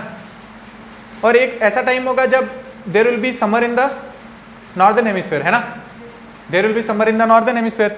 और एक टाइम होगा जबकि सदर्न हेमिस्फीयर में आपकी समर होगी, है ना। Summer in the northern hemisphere का मतलब क्या होगा कि सूरज जो है वो नॉर्दर्न हेमिस्फीयर में, इसका मतलब क्या है कि majority of insolation, majority of heat वो कहाँ पर दे रहा है? नॉर्दर्न हेमिस्फीयर को, है ना। और अगर summer in the southern hemisphere है, इसका मतलब क्या है? Majority of heat, majority of light, majority of insulation वो कहाँ पर दे रहा है? सदर्न हेमिस्फीयर में। अगर मेजॉरिटी ऑफ हीट वो नॉर्दर्न हेमिस्फीयर में दे रहा है और there is summer in the northern hemisphere, तो आपकी सारी की सारी प्रेशर बेल्ट, क्योंकि सन का एपरेंट मूवमेंट हुआ है कहाँ पर? इन नॉर्दर्न हेमिस्फीयर, तो आपकी सारी की सारी प्रेशर बेल्ट उठकर कहाँ चली जाएंगी? सन को वो उसका पीछा करेंगी, किसका? सन का। ठीक है, जिस जिस साइड सन जाएगा आपकी सारी प्रेशर बेल्ट भी उस साइड जाएंगी। बात समझ आ रही है? आपकी सारी प्रेशर बेल्ट भी उस साइड जाएंगी जिस साइड आपका सूरज की एपरेंट मूवमेंट होगी। ठीक है, ठीक है, क्योंकि सूरज की एपरेंट मूवमेंट जिस जगह होगी उस जगह पर आपका एक्चुअल में इक्वेटोरियल लो प्रेशर एरिया बनेगा और उस जगह पे आपका सब ट्रॉपिकल हाई प्रेशर एरिया बनेगा। बात समझ आ रही है? ये सिर्फ दिखाने के लिए आपको एक फोटो दिखा दी है कि ये सीधा, एक्चुअल में ये सीधा सीधा नहीं है ना। एक्चुअल में तो ये सीधी सीधी लाइनें नहीं है, ये तो सिर्फ ऐसे ही दिखाया है। एक्चुअल में तो ये मूव करेंगी। जैसे अगर ये आपका इक्वेटोरियल लो प्रेशर एरिया ऊपर चला जाएगा तो ये बेल्ट भी इतनी इतनी ऊपर चली जाएगी, है ना। या फिर ये अगर ये नीचे आ जाएगा तो ये बेल्ट भी झुक के नीचे की तरफ आ जाएंगी, है ना। ठीक बात है। इसको क्या बोलते हैं? Intertropical convergence zone. भाई काम कहाँ पर ये काम में आएगा? Inter tropical convergence zone. Intertropical convergence zone जो है काम पे कहाँ आएगा?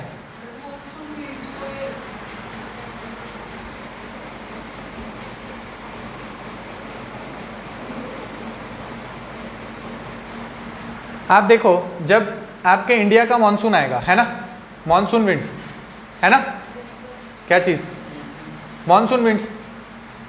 मॉनसून विंड्स में आप देखोगे कि एक टाइम होगा जब जुलाई का महीना चल रहा होगा। कौन सा?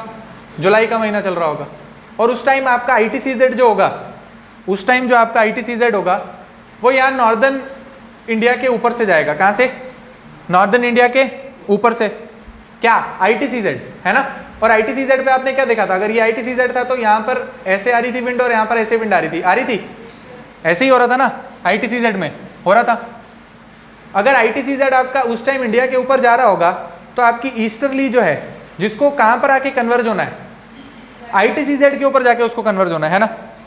उसको ITCZ के ऊपर जाके कन्वर्ज होना है। तो आपको जब जुलाई का महीना होगा तो आपको दिखेगा कि सारी विंड जो है वो इंडिया की तरफ, इस तरफ ऐसे डायरेक्शन में आ रही है, ऐसे। और ऊपर की विंड जो होगी वो ऐसे की तरफ आएगी, है ना। ऐसे क्यों आएंगी? क्योंकि ये ITCZ है ना। ITCZ में आके आपकी विंड को क्या करना है? कन्वर्ज होना है। और अगर जुलाई का महीना है तो ITCZ अगर नॉर्दर्न हेमिस्फीयर में इंडिया के ऊपर नॉर्दर्न प्लेन्स या हिमालयस के नीचे यहाँ से अगर जा रहा है तो आपकी कन्वर्जेंस ITCZ की यहाँ पर होगी तो सारी विंड्स आपको ऐसे दिखेंगी। और उसी हिसाब का आपका जो नॉर्थ वेस्ट मानसून होगा वो आपको दिखेगा। लेकिन नॉर्थ वेस्ट मानसून के लिए बहुत सारी और भी चीज़ें होनी चाहिए, है ना। ठीक है, उसमें बहुत सारी जेट स्ट्रीम होती हैं, जैसे Somalia jet stream, Mascarene high basin, ठीक है, या इंडियन ओशन डाइपोल उस टाइम कैसा चल रहा है, उस हिसाब से कितनी ज़्यादा स्ट्रॉन्ग विंड्स आपकी चल रही हैं नहीं चल रही हैं, वो सारी चीज़ें जो हैं वो इफेक्ट करेंगे आपके इंडियन मानसून को। लेकिन ITCZ की एपरेंट मूवमेंट से इंडियन मानसून में क्या फ़र्क पड़ता है वो दिखाना चाह रहे हैं। यहाँ पे अगर ये वाला ग्राफ है और अगर अभी ठंड का मौसम है, इसका मतलब क्या है, ठंड का मौसम है, इसका मतलब ITCZ जो है आपका शिफ्ट हो रहा है कहाँ पर, सदर्न हेमिस्फीयर में, है ना। अगर ठंड का मौसम है इंडिया में, मतलब if there is winter in the northern hemisphere, अगर there was summer in the northern hemisphere, तो ITCZ इंडिया के ऊपर शिफ्ट हो गया था यहाँ पर, उस हिसाब से आपकी विंड्स आपको ऐसे देखने को मिल गई थी। अगर विंटर हो गई है कहाँ पे, नॉर्दर्न हेमिस्फीयर में, उस टाइम आपका ITCZ जो है वो किसको फॉलो करेगा, सन को, और सन कहाँ जा रहा है, सदर्न हेमिस्फीयर में। अगर नॉर्दर्न हेमिस्फीयर में ठंड हो गई है, इसका मतलब सन कहाँ जा रहा है, सदर्न हेमिस्फीयर में। अगर नॉर्दर्न हेमिस्फीयर में ठंड हो गई है तो सन कहाँ जा रहा होगा, सदर्न हेमिस्फीयर में। उस हिसाब से आपका ITCZ जो है वो यहाँ नीचे की तरफ आ जाता है, कहाँ, नीचे की तरफ आ जाता है। उस हिसाब से आपका ITCZ जो है वो नीचे की तरफ जाएगा, और जब नीचे की तरफ जाएगा तो आपको दिखेगा कि आपकी सारी विंड जो है वो फिर से ITCZ पे कन्वर्ज होना चाहेंगी, ऐसे आएंगी, है ना, और कुछ ही विंड होगी जो यहाँ पर ऐसे करके आएगी, दिख रहा है, दिख रहा है ना। और इस चीज़ को आप क्या बोल दोगे भाई, इसको आप बोल दोगे साउथ वेस्ट मानसून, इसको आप बोल दोगे नॉर्थ ईस्ट मानसून। आपको लिखेगा कि यहाँ नॉर्थ ईस्ट की वजह से यहाँ पर कोई विंड आ रही है, पर एक्चुअल में तो वो ईस्टर्ली है जो ITCZ पे जाके कन्वर्ज होना चाह रही है ना। एक्चुअल में क्या है, वो ईस्टर्ली है जो कि ITCZ पे जाके कन्वर्ज होना चाह रही हैं। बात समझ आई, ये आपको समझ आई, ये क्या फोटो है, ITCZ आपको समझ आया क्या है, ITCZ क्या है, वहाँ पे ईस्टर्ली कन्वर्ज करती है ना। और सन के अपरेंट मूवमेंट की वजह से ITCZ शिफ्ट करता है, क्यों, सन के अपरेंट मूवमेंट की वजह से ITCZ क्यों शिफ्ट करता है,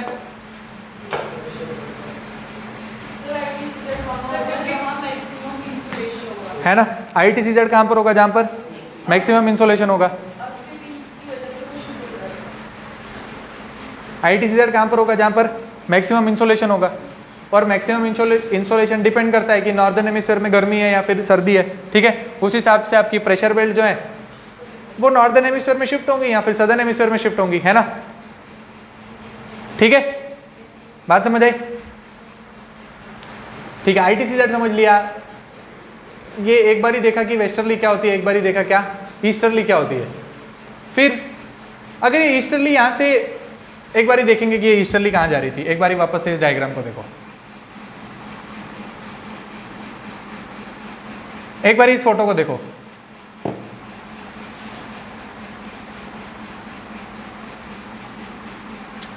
ये फोटो दिख रही है, ये फोटो क्या दिखा रही है, इक्वेटोरियल लो प्रेशर बेल्ट, यहाँ लिखा है ट्रेड विंड्स, मतलब आपकी ईस्टर्लीज, यहाँ लिखा है वेस्टर्लीज, यहाँ लिखा है वेस्टर्लीज, ये लिखा है पोलर ईस्टर्ली, यहाँ लिखा है पोलर ईस्टर्ली। फिर मैंने एक चीज़ आपको बताई थी क्या, कि why deserts are located on the western margin of the continent, क्या why deserts are located on the western margin of the continent. उसमें एक चीज़ बताई थी आपको, क्या, why deserts are located on deserts on western margin of continent. पहली चीज़ क्या बताई थी, बताओ।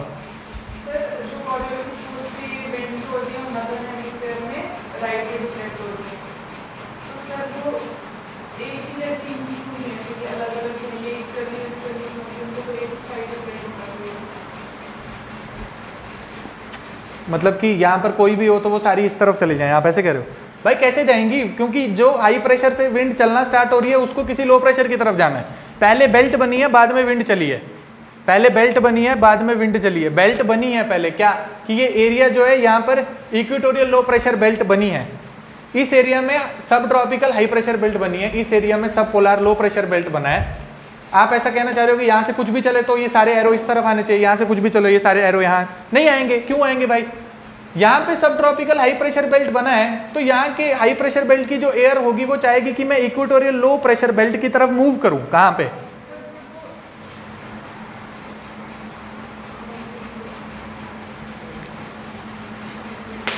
भाई इसको समझने के लिए ना आप एक बारी बुक खोलो और वहां से समझो।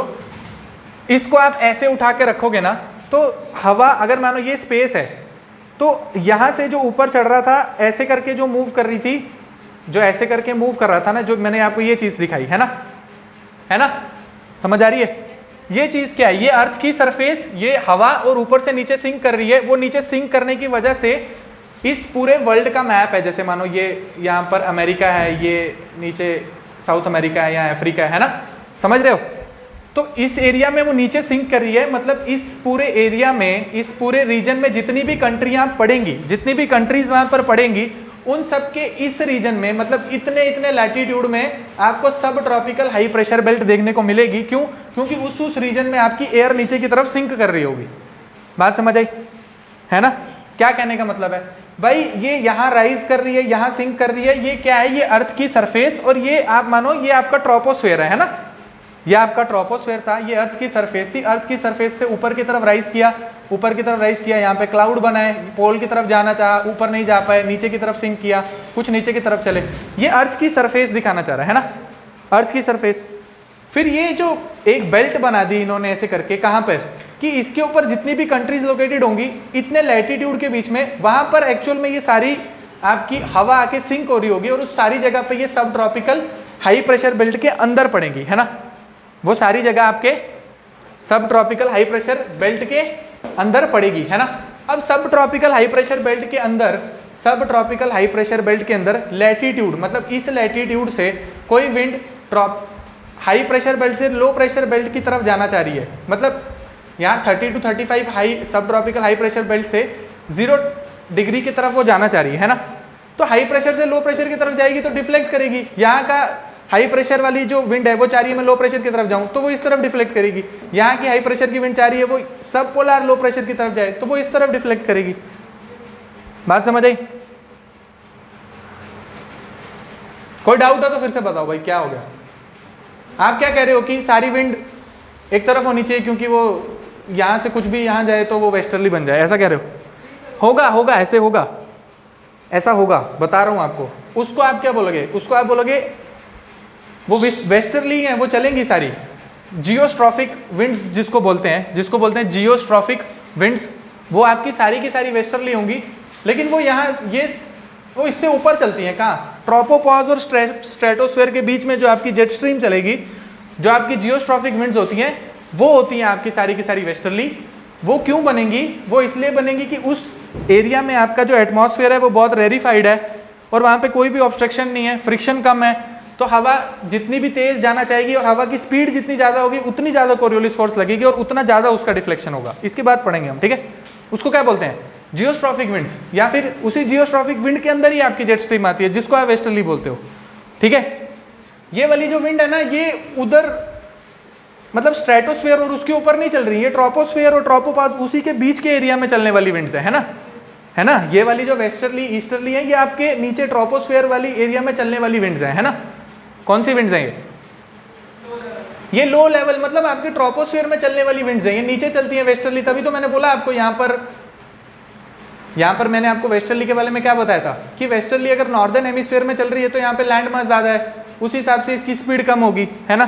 फिर मैंने क्या बोला था? वेस्टर्ली अगर सदर्न हेमिस्फीयर में चल रही है तो वहाँ पर ज़्यादा स्ट्रॉन्ग चलेगी। क्यों? वहाँ पे लैंड मास कम है, ऑब्स्ट्रक्शन कम है ना? अगर ये किसी ऐसी जगह पे चल रही होती जो एकदम हवा में ऊपर है, फिर उसको लैंड मास से क्या लेना देना हुआ? बात समझ आ रही है? आप जैसे कह रहे थे कि सारी की सारी वेस्टर्ली होनी चाहिए, भाई वो आएगा, अभी वही जेट स्ट्रीम होती है ना? लेकिन ये वाली कौन सी वेस्टर्ली ट्रेड विंड्स हैं? ये वो हैं जो नीचे ट्रोपोस्फेयर में चल रही है ना? बात समझ आ रही है? जैसे आप समंदर में चल रहे हो, रोड पे चल रहे हो, जमीन पे चल रहे हो, वहां पर भी जो आपको हवा देखने को मिल रही है वो सारी भी वेस्टर्ली और ईस्टर्ली हैं। तभी तो आप बोट में जा रहे हो तो मैंने आपको बोला वहां पर नीचे सिंक कर रही है, वो हाई प्रेशर बन गया, उस हिसाब से ये सारी चीजें और भारी होगी, है ना? ठीक है? ये वाली जो सारी विंड्स हैं ये ट्रोपोस्फेयर के अंदर ही चलने वाली विंड्स हैं, ये अपर ट्रोपोस्फेयर वाली विंड्स नहीं है। अपर ट्रोपोस्फेयर मतलब ऊपर चली जाएगी, स्ट्रेटोस्फेयर में चलने वाली विंड्स, है ना? वो विंड्स नहीं है, ये ट्रोपोस्फेयर के नीचे ही चलने वाली विंड्स हैं और उनका नाम है वेस्टर्ली और ट्रेड विंड्स। कुछ वेस्टर्ली हैं, कुछ ईस्टर्ली हैं, है ना?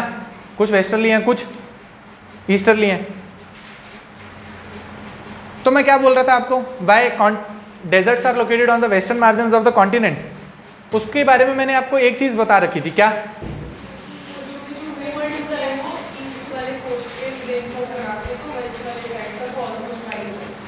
हाँ नहीं, ये तो अभी बताऊंगा मैं, अभी एक चीज़ जो बता रखी थी वो बताओ।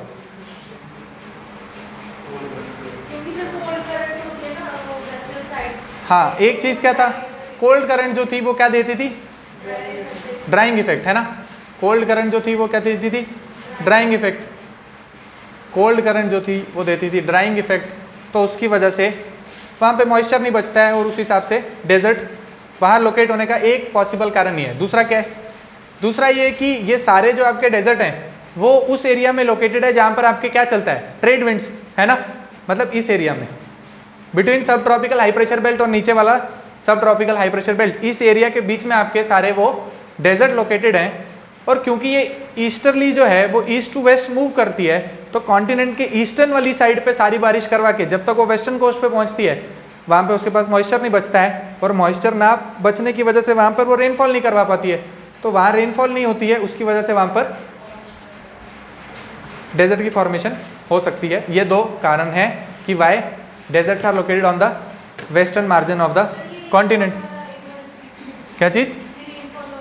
रेनफॉल वाली रिपीट ये है कि मानो ये आपका अफ्रीका है यहाँ पर, और मानो इसके ऊपर से ये ट्रेड विंड यहाँ से पास हो रही थी, तो मानो ये इसके ईस्टर्न वाली साइड से जैसी पास होगी, तो ईस्टर्न से जैसे पास होगी तो इस ईस्टर्न एरिया में कुछ बारिश करवा के जब इसके ऊपर से वापस निकलेगी, मतलब कि trade winds are off shore to the continent in this area. Off shore मतलब इसके ऊपर से होकर निकलती हैं, तो ऑलमोस्ट सारी बारिश ईस्टर्न साइड में करवा के जब इसके वेस्टर्न साइड से मूव करती हैं, तो उसके क्लाउड्स यहाँ पर वहाँ पर जो भी क्लाउड्स और इस विंड से जो भी क्लाउड बनेंगे उनके पास मॉइस्चर नहीं बचता है और इस एरिया में बारिश नहीं करवा पाती है। ठीक है, इस एरिया में बारिश नहीं करवा पाती है, इसीलिए वेस्टर्न साइड में आपके डेजर्ट आपको देखने को मिलते हैं। बात समझ आई? नहीं बात समझ आई? भाई आप टेढ़े मुंह मत बनाओ ना, फिर अगर समझ आई तो बोलो हाँ समझ आई, अगर नहीं आई तो बोलो कि सर नहीं समझ आई। आप टेढ़ा मुंह बनाओगे तो अभी मैं कुछ नहीं कर सकता हूँ, और अगर आपने पढ़ा भी है तो भी मैं कुछ नहीं कर सकता हूँ। अभी मैं इसमें कोई भी नया इनोवेशन करके आपको कुछ नहीं बता सकता, है ना।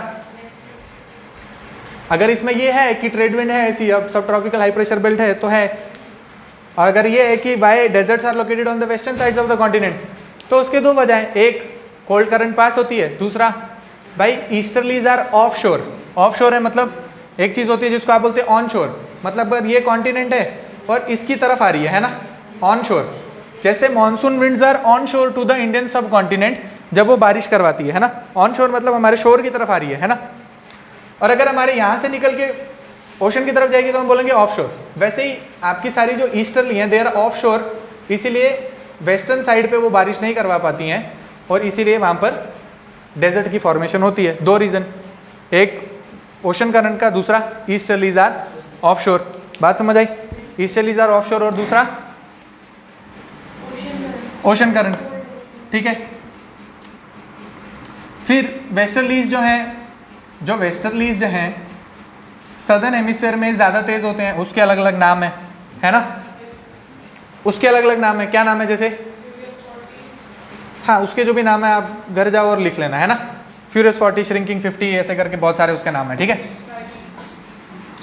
ठीक है, उसके घर पे जाओ और आप उसके एनसीईआरटी में नाम लिखे होंगे, लिख लो। क्यों तेज चलती है? क्योंकि वहाँ पे लैंड मास कम है, उस हिसाब से उसको ज़्यादा स्पीड मिलती है वेस्टर्ली को इस एरिया में चलने की। ठीक है, वेस्टर्ली को इस एरिया में चलने की ज़्यादा स्पीड मिलती है।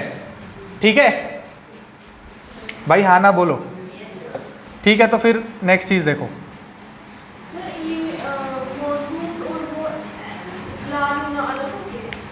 भाई वो सारी चीज़ें बताऊंगा, आप इंडियन मानसून में पहुंचने दो, सारी चीज़ें बता दूंगा। ला लीना, अल नीना सब बता देंगे, एनसो सब बता देंगे, इंडियन ओशन डाइपोल वो भी बता देंगे। ठीक है, कल हमने क्या देखा था? कल हमने एक चीज़ देखी थी जिसको बोला था लैंड, नहीं, कल हमने क्या देखा था? वैली ब्रीज और माउंटेन ब्रीज, है ना। वैसे ये चीज़ बता रहा है क्या? विंड्स की बात हो रही है, और विंड्स में एक चीज़ हमने देख ली, क्या? प्लानिटरी विंड्स, है ना। प्लानिटरी विंड्स देख ली, कौन कौन सी हैं? प्लानिटरी विंड्स कौन कौन सी हैं? प्लानिटरी विंड्स ईस्टर्लीज और वेस्टर्लीज। प्लानिटरी विंड्स कौन सी हैं? ईस्टर्लीज और वेस्टर्लीज। प्लानिटरी विंड्स ईस्टर्लीज और वेस्टर्लीज हैं, चलो इसको भी छोड़ो, पहले आपको एक चीज़ और बता देता हूँ। अभी जो हम पढ़ रहे थे वो सारी विंड्स जो थी वो कहाँ पर चलने वाली विंड्स थी? ट्रोपोस्फेयर, है ना। अभी जो सारी विंड्स हम पढ़ रहे थे ये सारी विंड्स कहाँ पर चलती हैं? ट्रोपोस्फेयर के नीचे, है ना। एक चीज होती है जिसको आप बोलते हो जियोस्ट्रॉफिक विंड्स। जियोस्ट्रॉफिक विंड्स, भाई ये जो जियोस्ट्रॉफिक विंड्स है ना, इसके अंदर है आपकी जेट स्ट्रीम। अभी आप इतनी सारी, मैं आपको चीज पूछ रहा था कि यहाँ सिंक कर रही है और यहाँ से यहाँ मूव कर रही है, तो आप जेट स्ट्रीम बोल रहे हैं, नहीं है वो जेट स्ट्रीम, है ना। क्यों नहीं है वो जेट स्ट्रीम? क्योंकि जेट स्ट्रीम नहीं चलती इस एरिया में। जेट स्ट्रीम कहाँ चलती है भाई? जेट स्ट्रीम चलती है ट्रोपोस्फेयर और उसके ऊपर वाले एरिया में, ठीक है, ठीक है। आप देखो, अगर ये आपकी अर्थ है, ये आपकी अर्थ है और ये आपका इक्वेटर है, अगर ये आपकी अर्थ है, ये आपका इक्वेटर है, फिर आपको क्या बोला? अगर इक्वेटर से कोई चीज यहां जाना चाहेगी तो कहां पे डिफ्लेक्ट होती है? राइट हैंड साइड पर। आप देख रहे कि विंड ऐसे डिफ्लेक्ट हो रही थी, यहां पर ऐसे डिफ्लेक्ट हो रही थी, है ना, है ना। लेकिन एक्चुअल में ये वाली चीज कहां होगी? अगर ट्रोपोस्फेयर के आप अंदर रहोगे तो वहां पे आपका एटमॉस्फेयर है जो वो काफी ज्यादा उसकी डेंसिटी है ना। तो काफी ज्यादा अगर विंड मूव करना भी चाहेगी कोरियोलिस फोर्स की वजह से तो उसको ऑब्स्ट्रक्शन मिलेगा और ज्यादा एंगल से टिल्ट नहीं हो पाएगी। बात समझ आ रही है? अगर आपकी विंड इक्वेटर से पोल की तरफ जाना चाह रही है, क्योंकि उसको एटमॉस्फेयर में, अभी ट्रोपोस्फेयर में चल रही है, काफी ज्यादा वहां पे एटमॉस्फेयर थिक है, उसको ऑब्स्ट्रक्शन मिल रही है, तो कोरियोलिस फोर्स उसको इतना ज्यादा टिल्ट नहीं कर पा रही है, तो कुछ ही एंगल से वो टिल्ट होती है टुवर्ड्स इट्स राइट। लेकिन जैसे ही आप ट्रोपोस्फेयर से ऊपर चले जाते हो, कहां पर? स्ट्रेटोस्फेयर के पास, ट्रोपोपॉज और स्ट्रेटोस्फेयर के बीच वाली जो जगह है, ठीक है, जहां पर जो विंड्स चलती है जिनको आप क्या बोलते हो? स्ट्रेटोस्फेरिक विंड्स या फिर जियोस्ट्रॉफिक विंड्स। वहां वाले एरिया में अगर विंड्स चलना चाह रही हैं तो वहां पर आप देखोगे कि ट्रोपोस्फेयर के ऊपर आप जैसे ही जा रहे थे तो आपने क्या देखा था कि वहां पर आपका जो एटमॉस्फेयर है वो थोड़ा थोड़ा रेरिफाइड होने लग जाता है, ठीक है, ठीक है।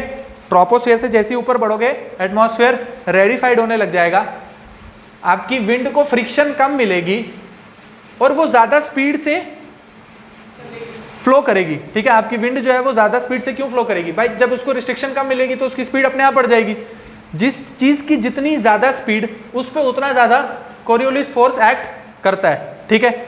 जिस विंड की जितनी ज्यादा स्पीड होगी उस पर उतना ज्यादा कोरियोलिस फोर्स एक्ट करेगा। बात समझ आई? अब अगर आपकी विंड जो है वो इक्वेटर से पोल की तरफ जाना चाह रही है और वो अपर ट्रोपोस्फेयर में चल रही है, ठीक है, ट्रोपोपॉज के ऊपर चल रही है, अपर ट्रोपोस्फेयर वाली एरिया में चल रही है, उसको कोई ऑब्स्ट्रक्शन नहीं मिल रहा है, तो वो 45 एरिया में डिफ्लेक्ट, एंगल में डिफ्लेक्ट नहीं होगी, वो पूरे 90 डिग्री एंगल में डिफ्लेक्ट हो जाएगी। क्यों? जियोस्ट्रॉफिक विंड्स जो हैं वो पूरे के पूरे 90 डिग्री एंगल में डिफ्लेक्ट हो जाएंगी। क्यों? क्योंकि जिस एरिया में वो चल रही हैं वहां उनको फ्रिक्शन नहीं मिल रहा, ऑब्स्ट्रक्शन नहीं मिल रहा, तो कोरियोलिस फोर्स इतना ज्यादा उनको एंगल से टिल्ट करवा पा रही है। बात समझ आई? वैसे ही यहां से अगर किसी ने यहां जाना था तो उसकी भी डायरेक्शन यहां हुई, यहां से अगर किसी विंड ने इस तरफ जाना था तो उसकी भी डायरेक्शन इस साइड हो गई। बात समझ आई, है ना? अगर ये नॉर्दर्न हेमिस्फेयर में है तो भाई इसके राइट हैंड साइड, अगर ये सदर्न हेमिस्फेयर में है तो इसका लेफ्ट हैंड साइड, मतलब ये इसका लेफ्ट हैंड साइड यहाँ पर आया, नॉर्दर्न हेमिस्फेयर का लेफ्ट हैंड साइड यहाँ, राइट हैंड साइड यहाँ आया, मतलब दोनों ही हेमिस्फेयर में आपके डायरेक्शन ऑफ विंड क्या है? इसी डायरेक्शन में। समझ आई? समझ आई? बोलो बोलो, क्या चीज? सदर्न हेमिस्फेयर में लेफ्ट साइड लगती है ना, इस साइड कैसे चली जाएगी? यहां से किसी को यहां आना है तो इसका लेफ्ट साइड इसी साइड तो हुआ ना। अगर एरो की डायरेक्शन इधर है तो राइट साइड इधर होगा भाई। एरो की डायरेक्शन अगर नीचे की तरफ आ रहा है कोई तो इसका लेफ्ट इस साइड नहीं पड़ेगा भाई। यहां से अगर कोई यहां जा रहा है तो इसका राइट इस साइड पड़ेगा, तो यहां आया। अगर यहां से कोई यहां जा रहा है तो इसका राइट तो इस साइड पड़ेगा, इसका लेफ्ट पड़ेगा ना, इस साइड नहीं पड़ेगा। तो अगर ये आपकी विंड है, ये इक्वेटर है, यहां से किसी ने यहां जाना था, अपर ट्रोपोस्फेयर में, उस एरिया में आपको एटमॉस्फेयर थिन है, एरिया विंड की स्पीड बहुत ज्यादा है, जितनी ज्यादा स्पीड उतना ज्यादा कोरियोलिस फोर्स एक्ट करेगा, उतना ज्यादा डिफ्लेक्शन करेगा, तो जियोस्ट्रॉफिक विंड की 90 डिग्री डिफ्लेक्शन हो जाएगी। तो यहाँ जो विंड यहाँ जाना चाह रही थी वो सीधे 90 डिग्री चलेगी, यहाँ की विंड जो पोल की तरफ जाना चाह रही थी वो भी यहाँ चलेगी, फिर से 90 डिग्री चलेगी। बात समझ आई? इसीलिए आपकी जो वेस्टर्ली आपको दिखेंगी वो सारी की सारी ऐसे फ्लो करती हैं, आपके अर्थ को ऐसे कवर करती हैं, ठीक है।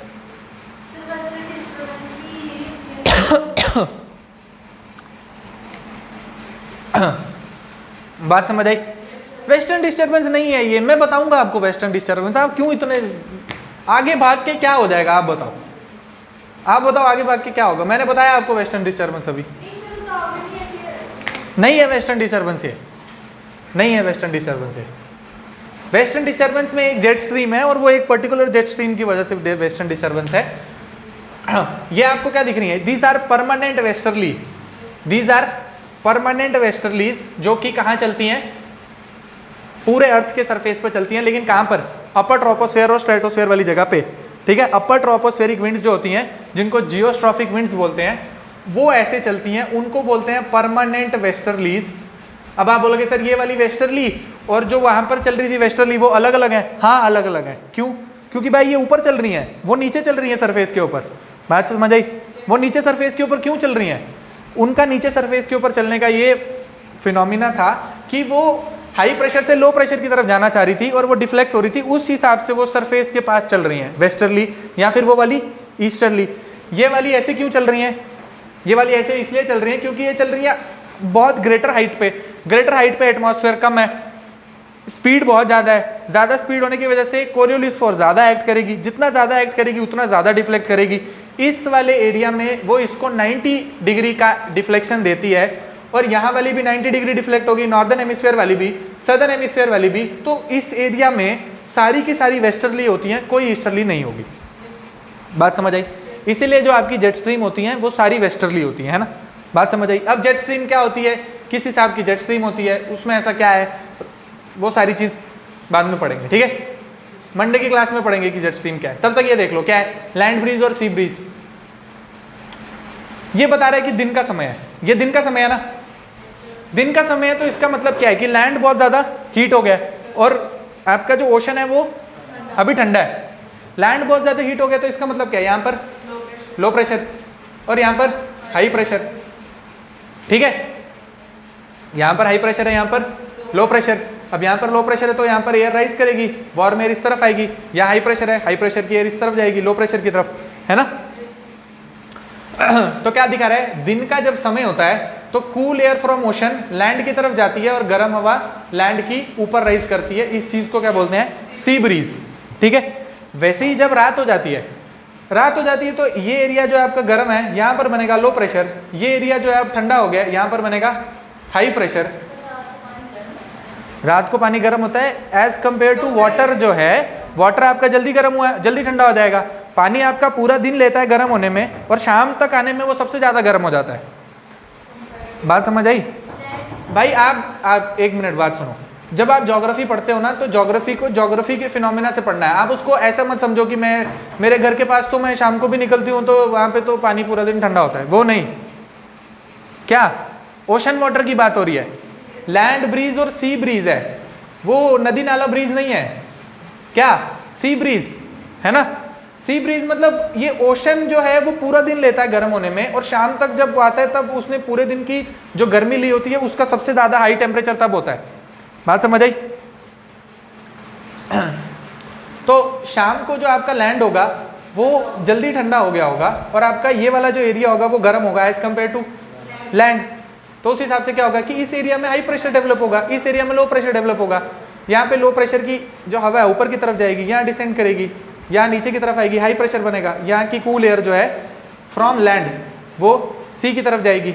बात समझ आई? इसीलिए जब आप दिन में जाते हो कहाँ, बीच पे, तो बीच की ठंडी जो हवा होती है वो आपकी तरफ आती है ना, ठीक है। और अगर आप रात को जाओगे बीच पे तो लैंड की ठंडी हवा जो है वो जाती है बीच की तरफ। बात समझ आई?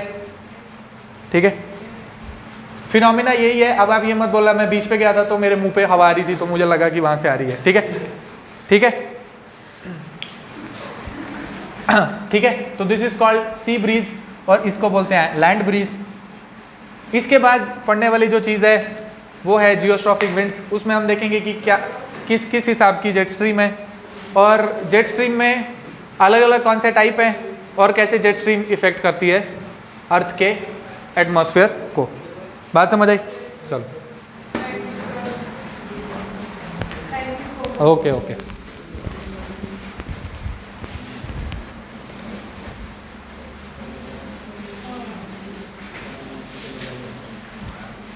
फिर से सुन लो, बता दूं? ठीक है, अगली क्लास में आना फिर। और अगली क्लास में जो आप वो सेंट्रीफ्यूगल बता रहे हो मुझे भी बता देना जरा, वो लेकर आना कहाँ लिखा है। वो जो आप सेंट्रीफ्यूगल फोर्स कह रहे थे वो आप लिख के लाना, मेरे को बताना कहाँ लिखा है। लिखा है मैंने, अभी है लिखा हुआ। खुद नहीं, किसी बुक में कहाँ लिखा है? चलो मैंने यूट्यूब से लेक्चर लिया।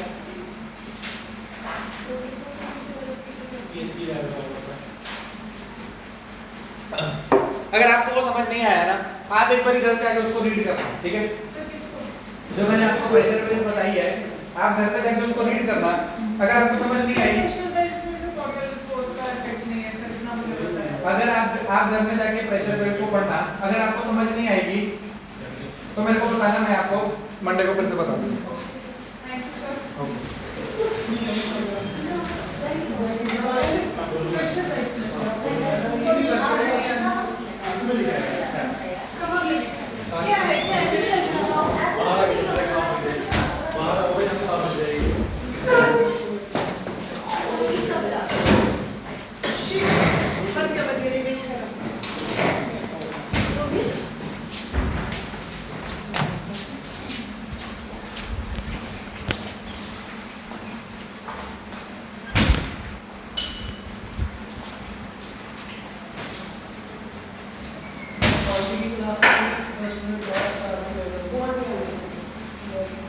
आज ही हो रहा है।